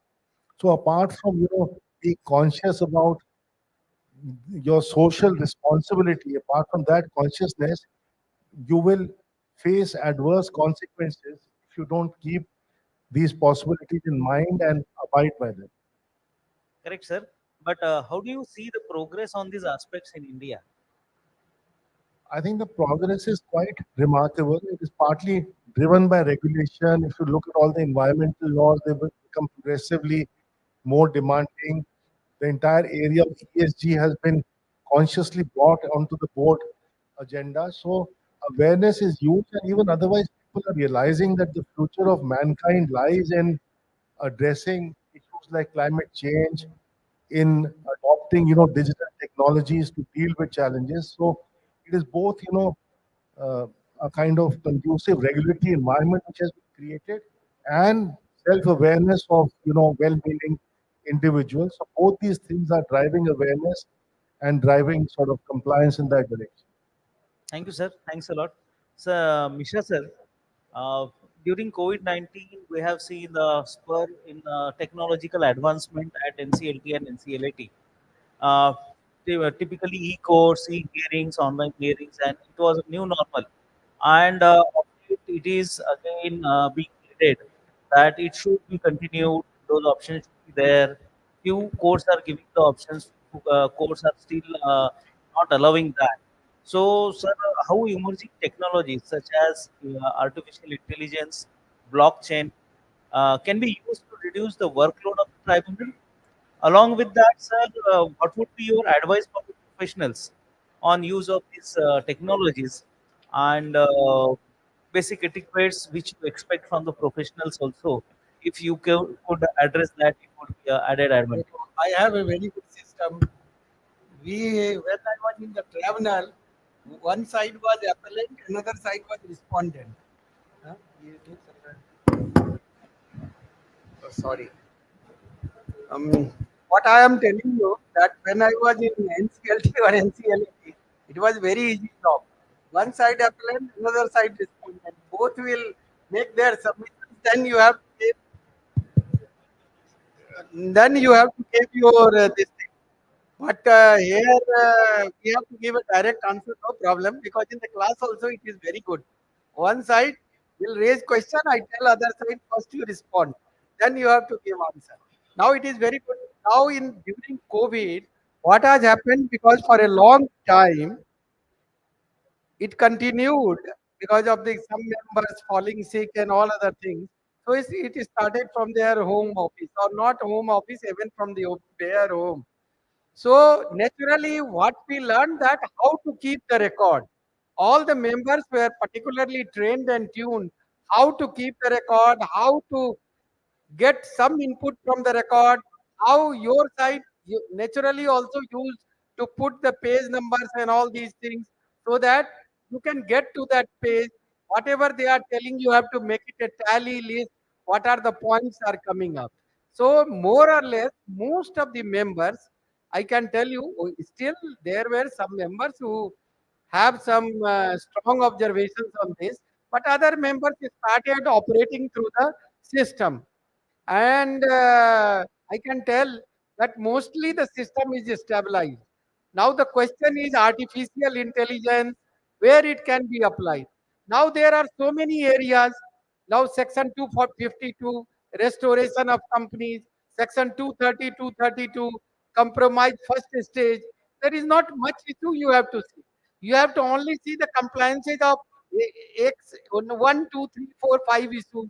So it can be, in my opinion, a tuned program can be made to all. Now in your syllabus, all these subjects are also there. Not all, even ESG is in your subject in the new syllabus, and you can easily program small things, and then you can develop, and it will help you. Because today or tomorrow it is going to come. This artificial intelligence will not remain on book. Like our online hearing or a virtual hearing, this will also become a part. We all will have to learn what Mr. Wadman has already mentioned to you, like blockchain is used where a logistic company is there. Even for the large manufacturing organization, where inventories are there in different locations, how it is to be collect, from where it is to be collect. Because nowadays the concept is also zero inventory. Means instead of you maintaining inventory, your your outside organ means the other party will be maintaining. Who are your suppliers? They will provide you. So these JIT and other technologies are coming. We cannot say today, being a chartered accountant or a company secretary, that we can't learn. That's why your council, president, all are always upgrading your syllabus every 3, 4, 5 years so that you are latest updated. These will be requirement, and we have, whether we should like or we should not like, but it is to be done. Even in some judgment, remember, CLAT, I used to tell that member, why don't you learn something? There was adverse comment on him because those from the CJI bench itself, that those members who are not fully aware, not getting involved, let them to be provided a proper training. So we all will have to learn. Thank you. Thank you, sir. Thank you, sir. Manoj bhai, over to you. My question to Sundaram sir, it's related to because topic is now the concern of industry is towards sustainability, not for profit making only. Just need the sustainability as well. For in that respect, investors are increasingly looking for enhanced ESG disclosure. The establishment of International Sustainability Standard Board will enable global standard to result in consistent, comparable assurance sustainability related information that enhance corporate reporting. How would you assess BRSR with other global reporting framework in terms of efficacy and adequacy? See, as I said, performance has to be with responsibility. It cannot be that, I mean, 1917 article of Milton Friedman that corporations don't have any other responsibility, only I will just maximize profit will come long, long way. It's a very long way. Today, I think that you not just need an economic license, as I said, you also need a social license. I think International Sustainable Standards Board has now issued two standards. One standard one and standard two. Standard two deals with the climate disclosure principles. The first one is general governance and so on. Europeans have also have issued standards. And I think the Indian system, SEBI, has made the right move. In my view, disclosures have come a very long way. How the accounts are now presented, the kind of transparency, the structure of information to the stakeholders, not just the shareholders, to the stakeholders, I think it's come a very long way. So these 9 buckets on which the BRSR, business responsibility and sustainability reporting, has been really structured, I really think that it's a very, very good move. The issue that I really feel is that there are four aspects to this BRSR, as I've seen from my practice.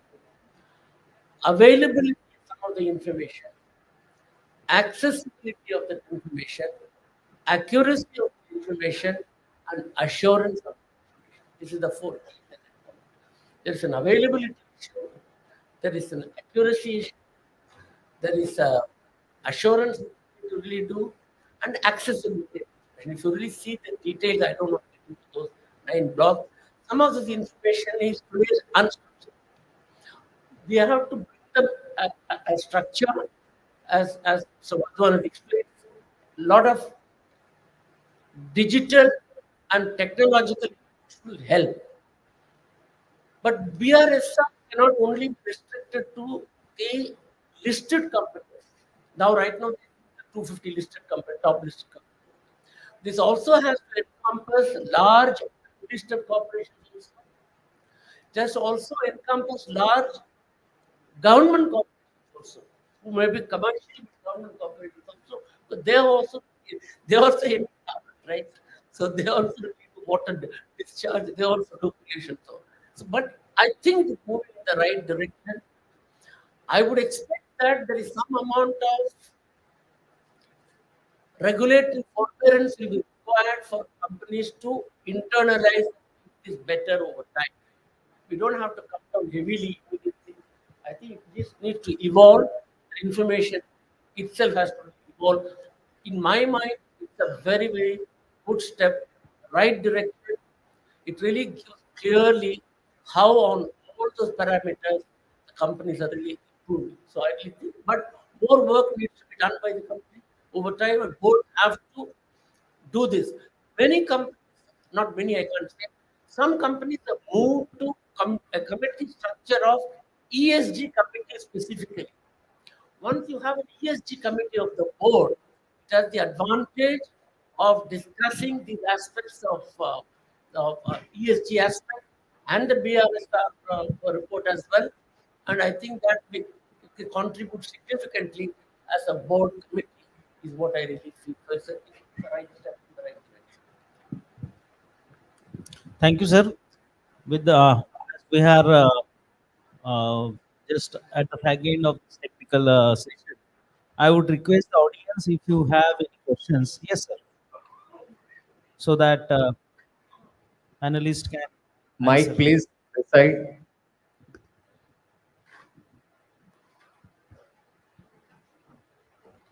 Dire, then phone.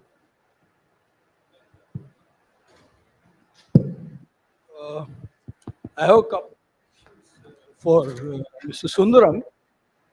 Sir, in your experiences as an independent director, can you, your experience as an independent director for so many years, I mean, you've seen the other side of the table as well. Now, to what extent is an independent director able to influence the functioning of the board? Because there are certain apprehensions, So certain please quarters keep the mic this way. that the independent director is, kind of operating as a showpiece.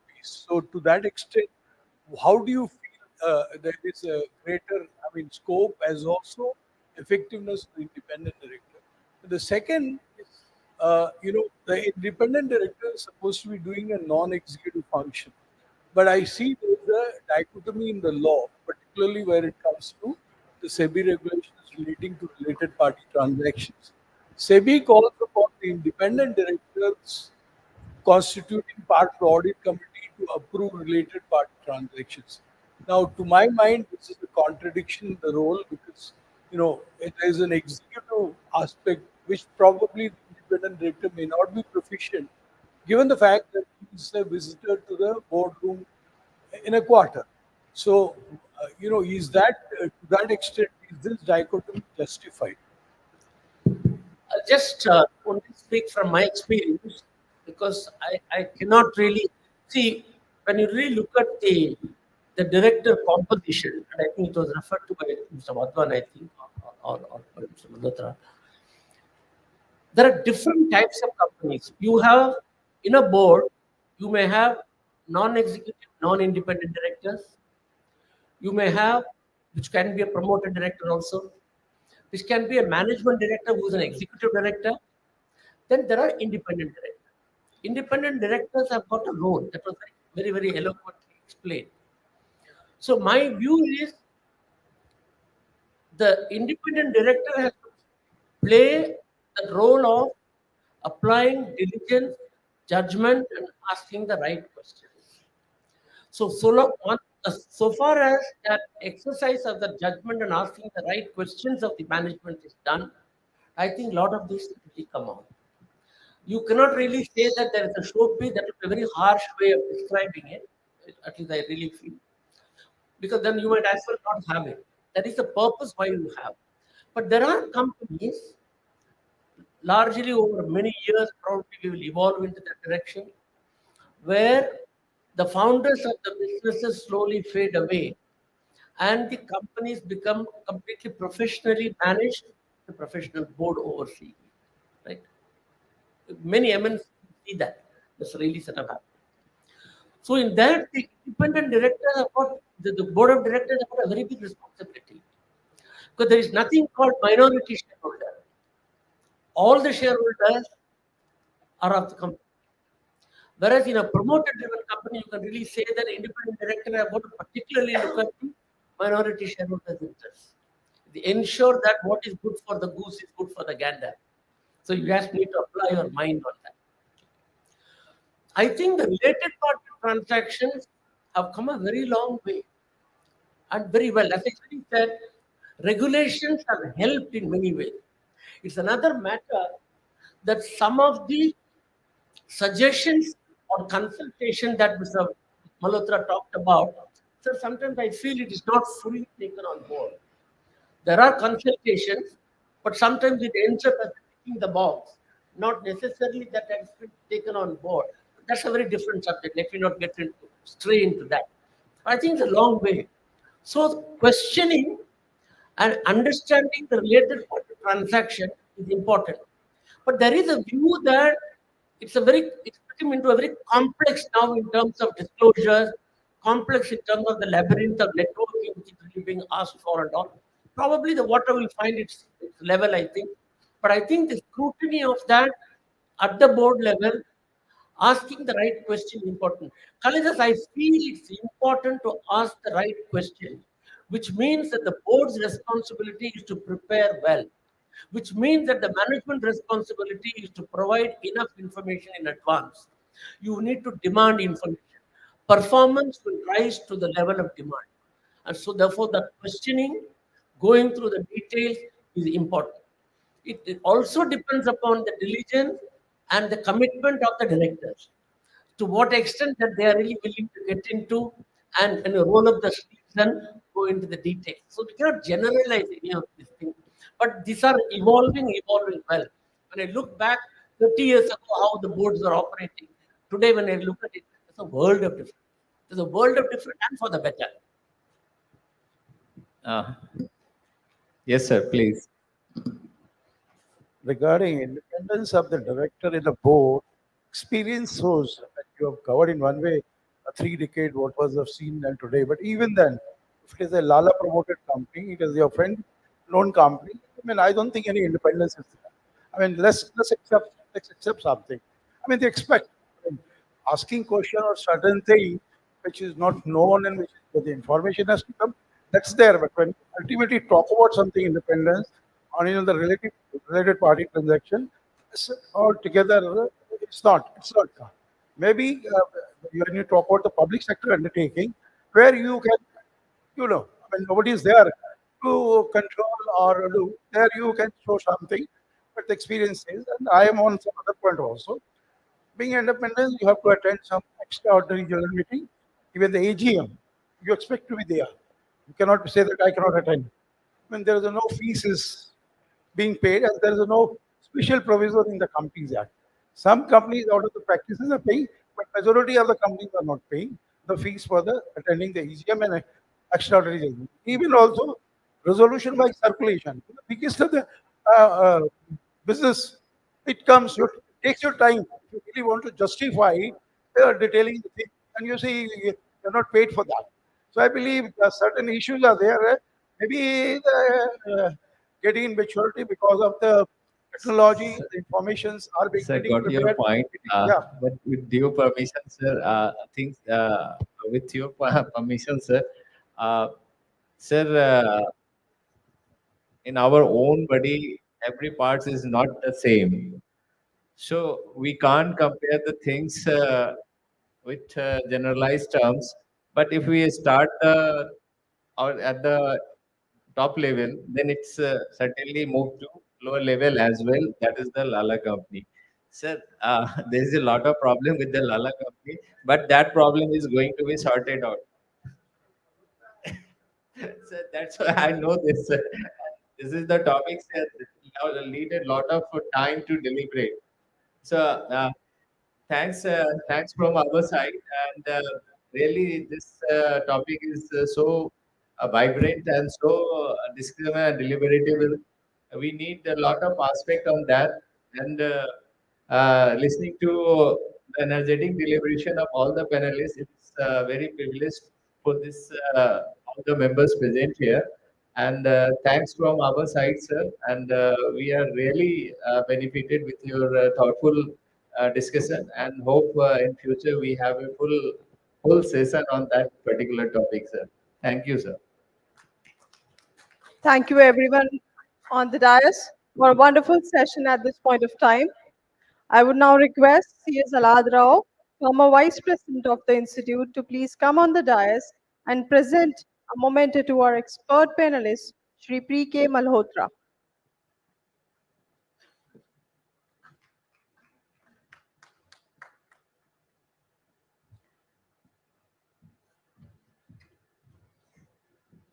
This is Mr. P.K. Malhotra, and Alad Rao ji will giving a memento to Shri P.K. Malhotra.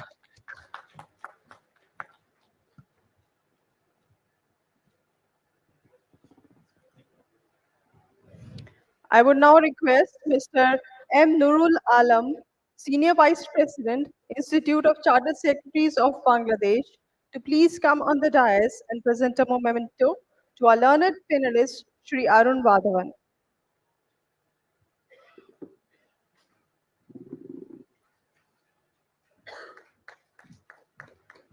A huge round of applause, audience.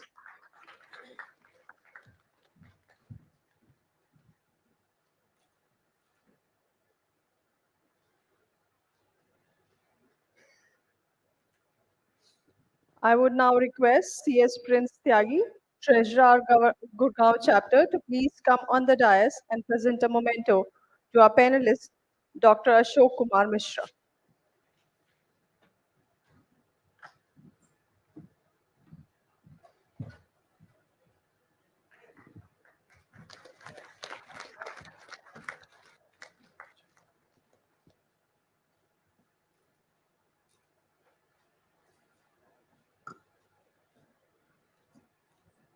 Thank you, sir.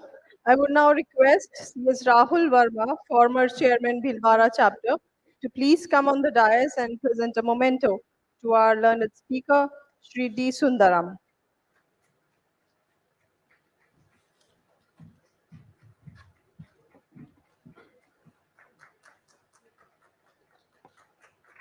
A huge round of applause, audience, please.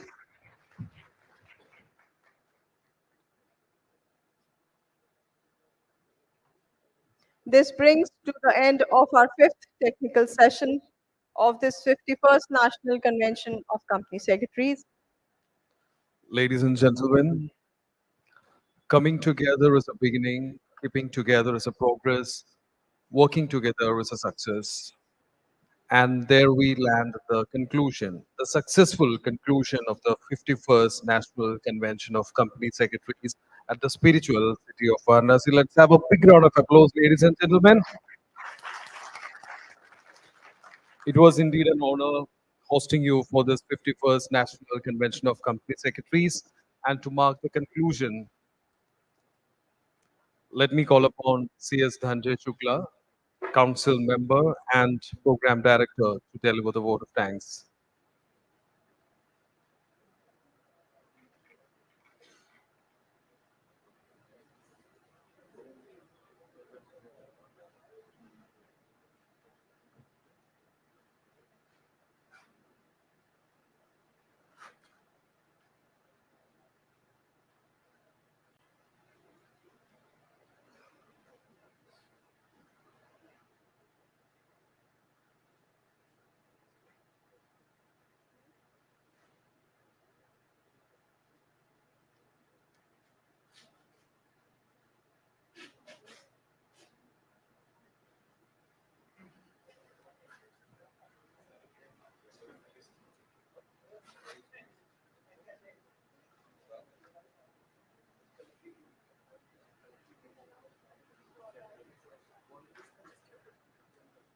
Sure.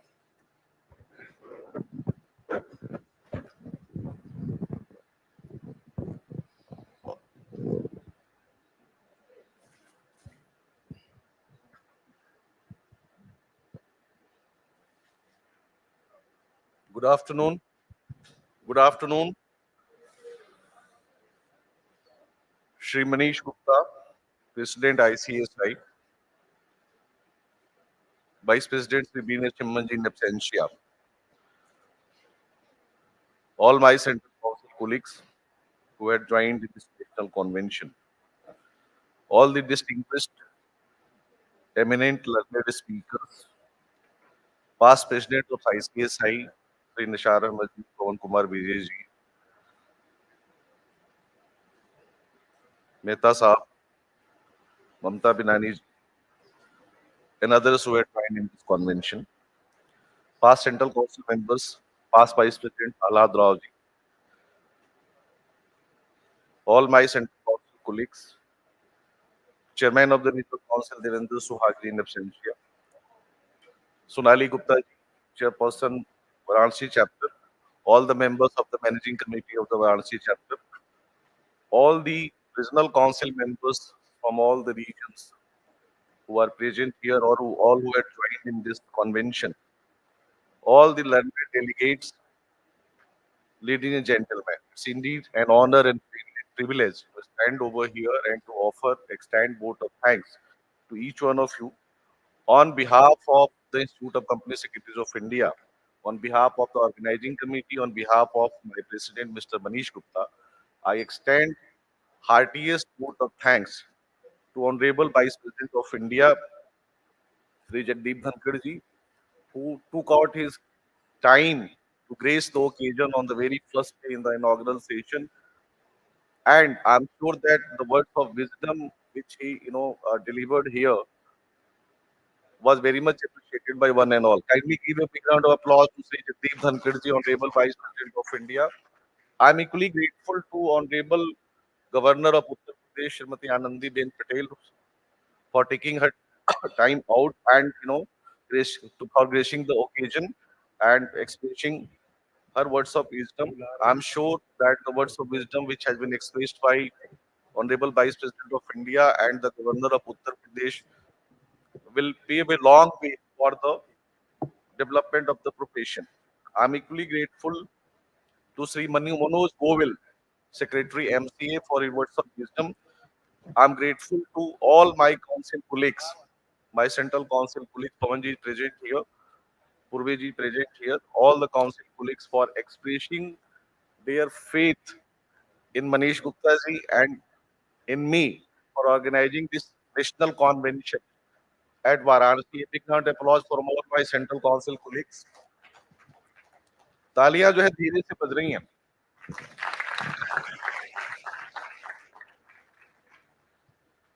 I'm grateful to all the learned, distinguished, eminent speakers who were invited here and who deliberated on the very pertinent topics, contemporary topics. I'm grateful to each one of them for gracing the occasion and deliberating on the different topics. A big round of applause for all the learned, eminent speakers. I'm grateful to all the delegates who registered for the physical participation at Varanasi. Physical participation at Varanasi. I hope that you had a pleasant stay here, enjoyed the city of Varanasi very well. A big round of applause for all of you. I'm equally grateful to all the participants who joined this national convention through virtual mode. I'm sure that you had a very pleasant participation through the virtual platform. A big round of applause for all the participants, delegates who joined through the virtual mode. I'm equally grateful to Ashish Bhai, who is present here, Devendra Desh Pandey ji, Nagendra Bhai, Randeep Pandey ji, our past presidents. A big round of applause for all four of them for their gracious presence. I'm thankful to each one of you.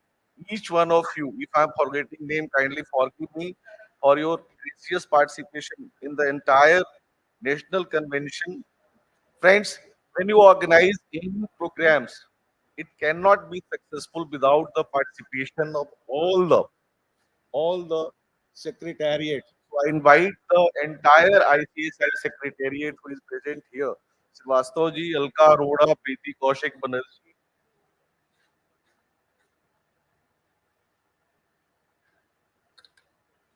Council, Secretary IA. In fact, I had requested for the names from the secretary. I'd invite each one of you, please. Alka ji,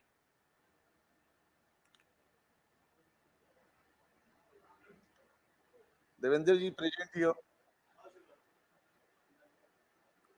President साहब आइए. All the staff, all the ICSI staff, invite each one of you to grace the occasion. Please join on the dais.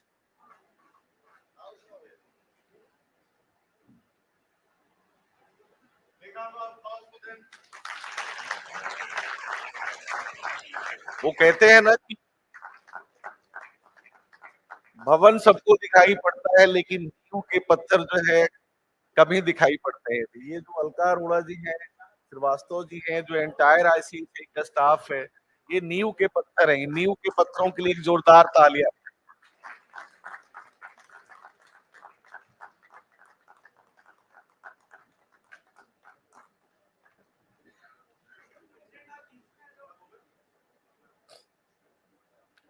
We'll have a group photograph.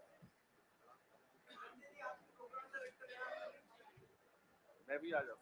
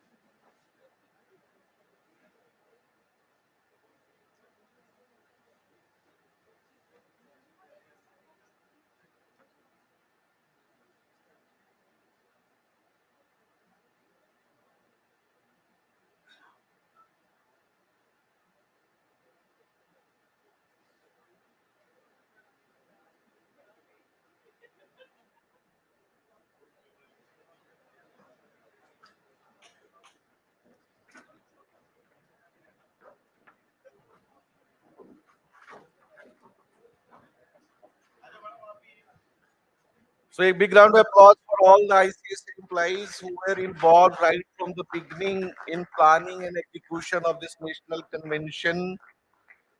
I'm grateful to each one of them. I'm equally grateful to the team NIRC under the able leadership of Sri Devendra Suhagji. A big round of applause for NIRC team, Regional Council under the leadership of Mr. Devendra Suhag. I'm equally grateful to the.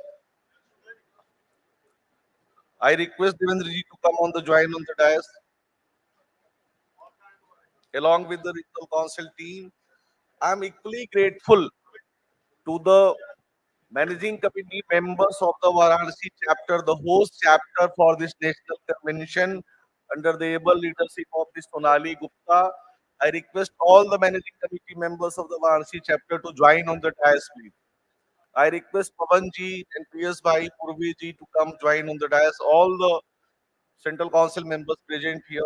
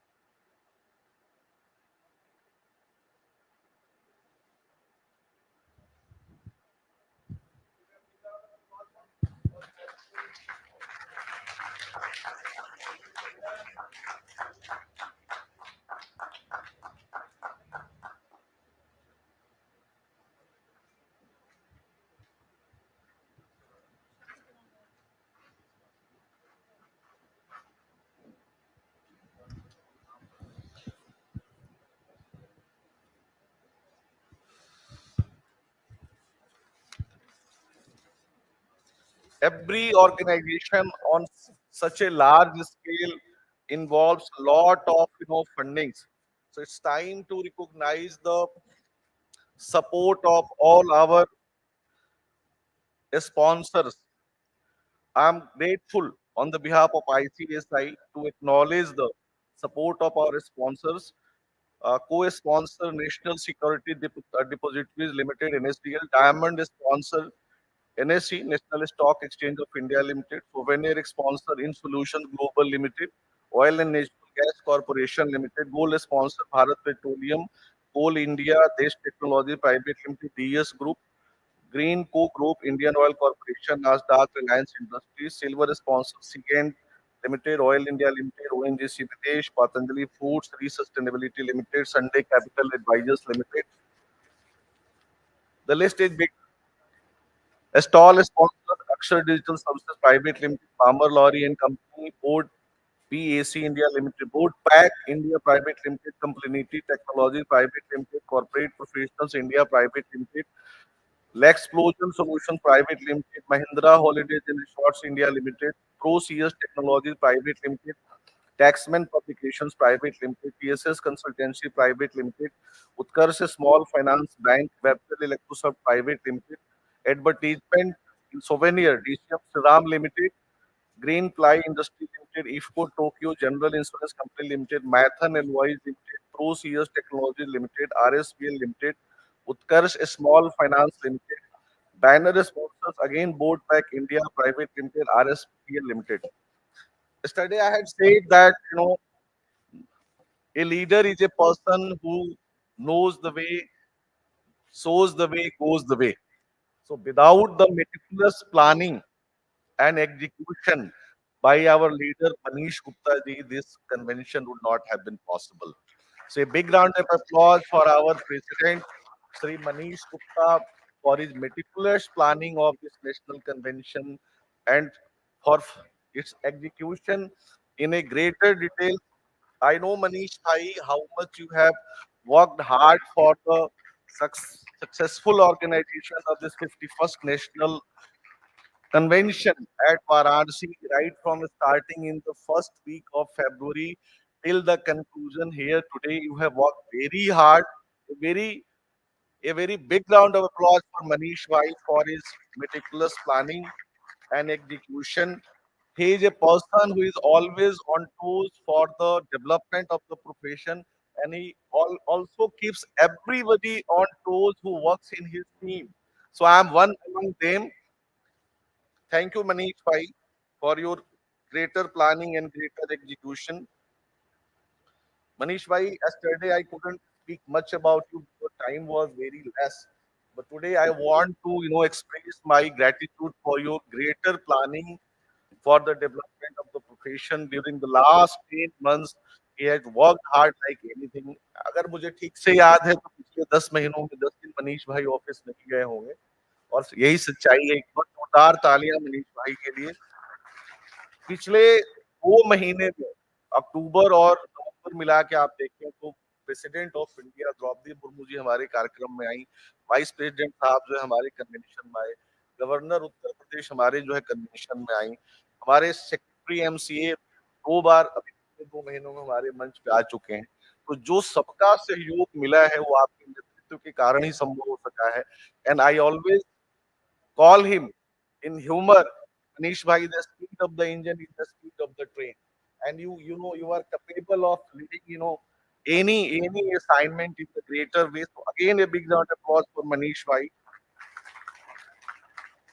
I'm equally grateful to the friends from print media, electronic media, friends from police and general administration who have supported this event like anything.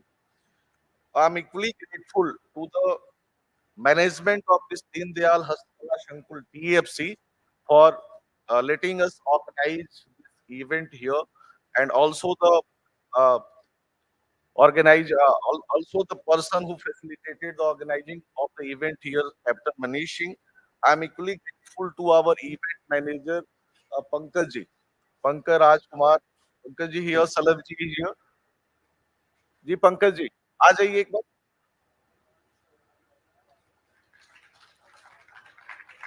Pankaj and his team. The entire setup was done by Pankaj ji. in a meticulous way.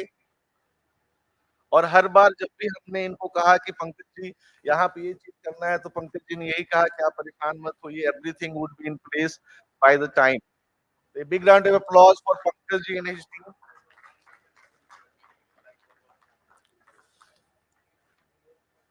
अगर मैं कोई नाम भूल गया गलती से तो मुझे क्षमा करिएगा. उन सब लोगों का जिन लोगों ने इस कन्वेंशन को ऑर्गेनाइज करने में किसी भी प्रकार से सहयोग किया हो, all visible hands, all invisible hands, I am grateful on the behalf of ICSI to each one of them. A big round of applause for all of them.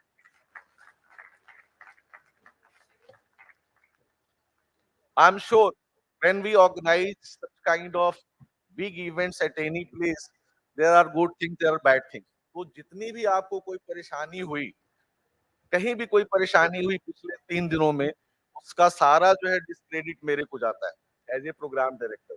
और जितनी भी चीजें आपने अच्छी महसूस करी हैं इस नेशनल कन्वेंशन में हुआ, उसका क्रेडिट मैं अपने प्रेसिडेंट और अपने पूरे सेक्रेटेरिएट को देना चाहता हूँ. A big round of applause for all of them. कहीं भी कोई हमसे गलती से कोई भूल हो गई हो, त्रुटि हो गई हो, तो हम आपसे जो है क्षमा मांगते हैं. ऐसे बड़े आयोजनों में छोटी बहुत गलतियां होते रहती हैं. हम ये सुनिश्चित करेंगे, we will ensure from next of our national convention that this kind of gaps are not there. If there were any, I'm sure you had a very pleasant stay here at Varanasi. आपको जो है काशी की धरती बहुत पसंद आई होगी. काशी के गंगा घाट बाबा विश्वनाथ आप गए होंगे, आप संकट मोचन गए होंगे, आपने यहाँ की बनारस की कुजीन्स का आनंद लिया होगा. बनारस फिर से जो है आपको किसी न किसी फॉर्म में बुलाता रहेगा. काशी के टच में रहिए. एक बार मैं पुनः अपने प्रेसिडेंट, एंटायर आईसीसी सेक्रेटेरिएट, अपनी सेंट्रल काउंसिल, बहुत वाइब्रेंट सेंट्रल काउंसिल है, बहुत कॉम्पिटेंट और बहुत कोऑपरेटिव सेंट्रल काउंसिल है, पूरा entire secretariat, NIRC team, all the sponsors, managing committee of Varanasi chapter, मैं सबका धन्यवाद करता हूं. आपके सहयोग और समर्थन के बिना ये संभव नहीं था. A big round of applause for all of you. Now it's time to recognize the contribution by the volunteers. Please come one by one on the dais and please take your certificate from the hands of President. One by one.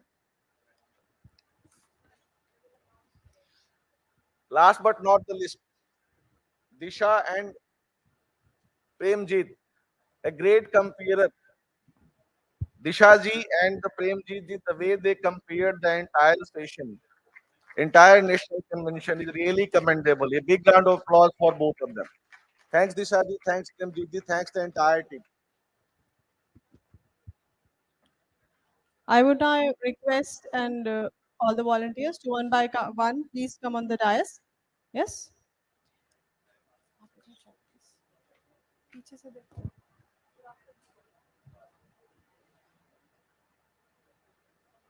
Miss Astha Rastogi, Mr. Aman Singh, Miss Arpita Singh. All of you, please come together on the dais.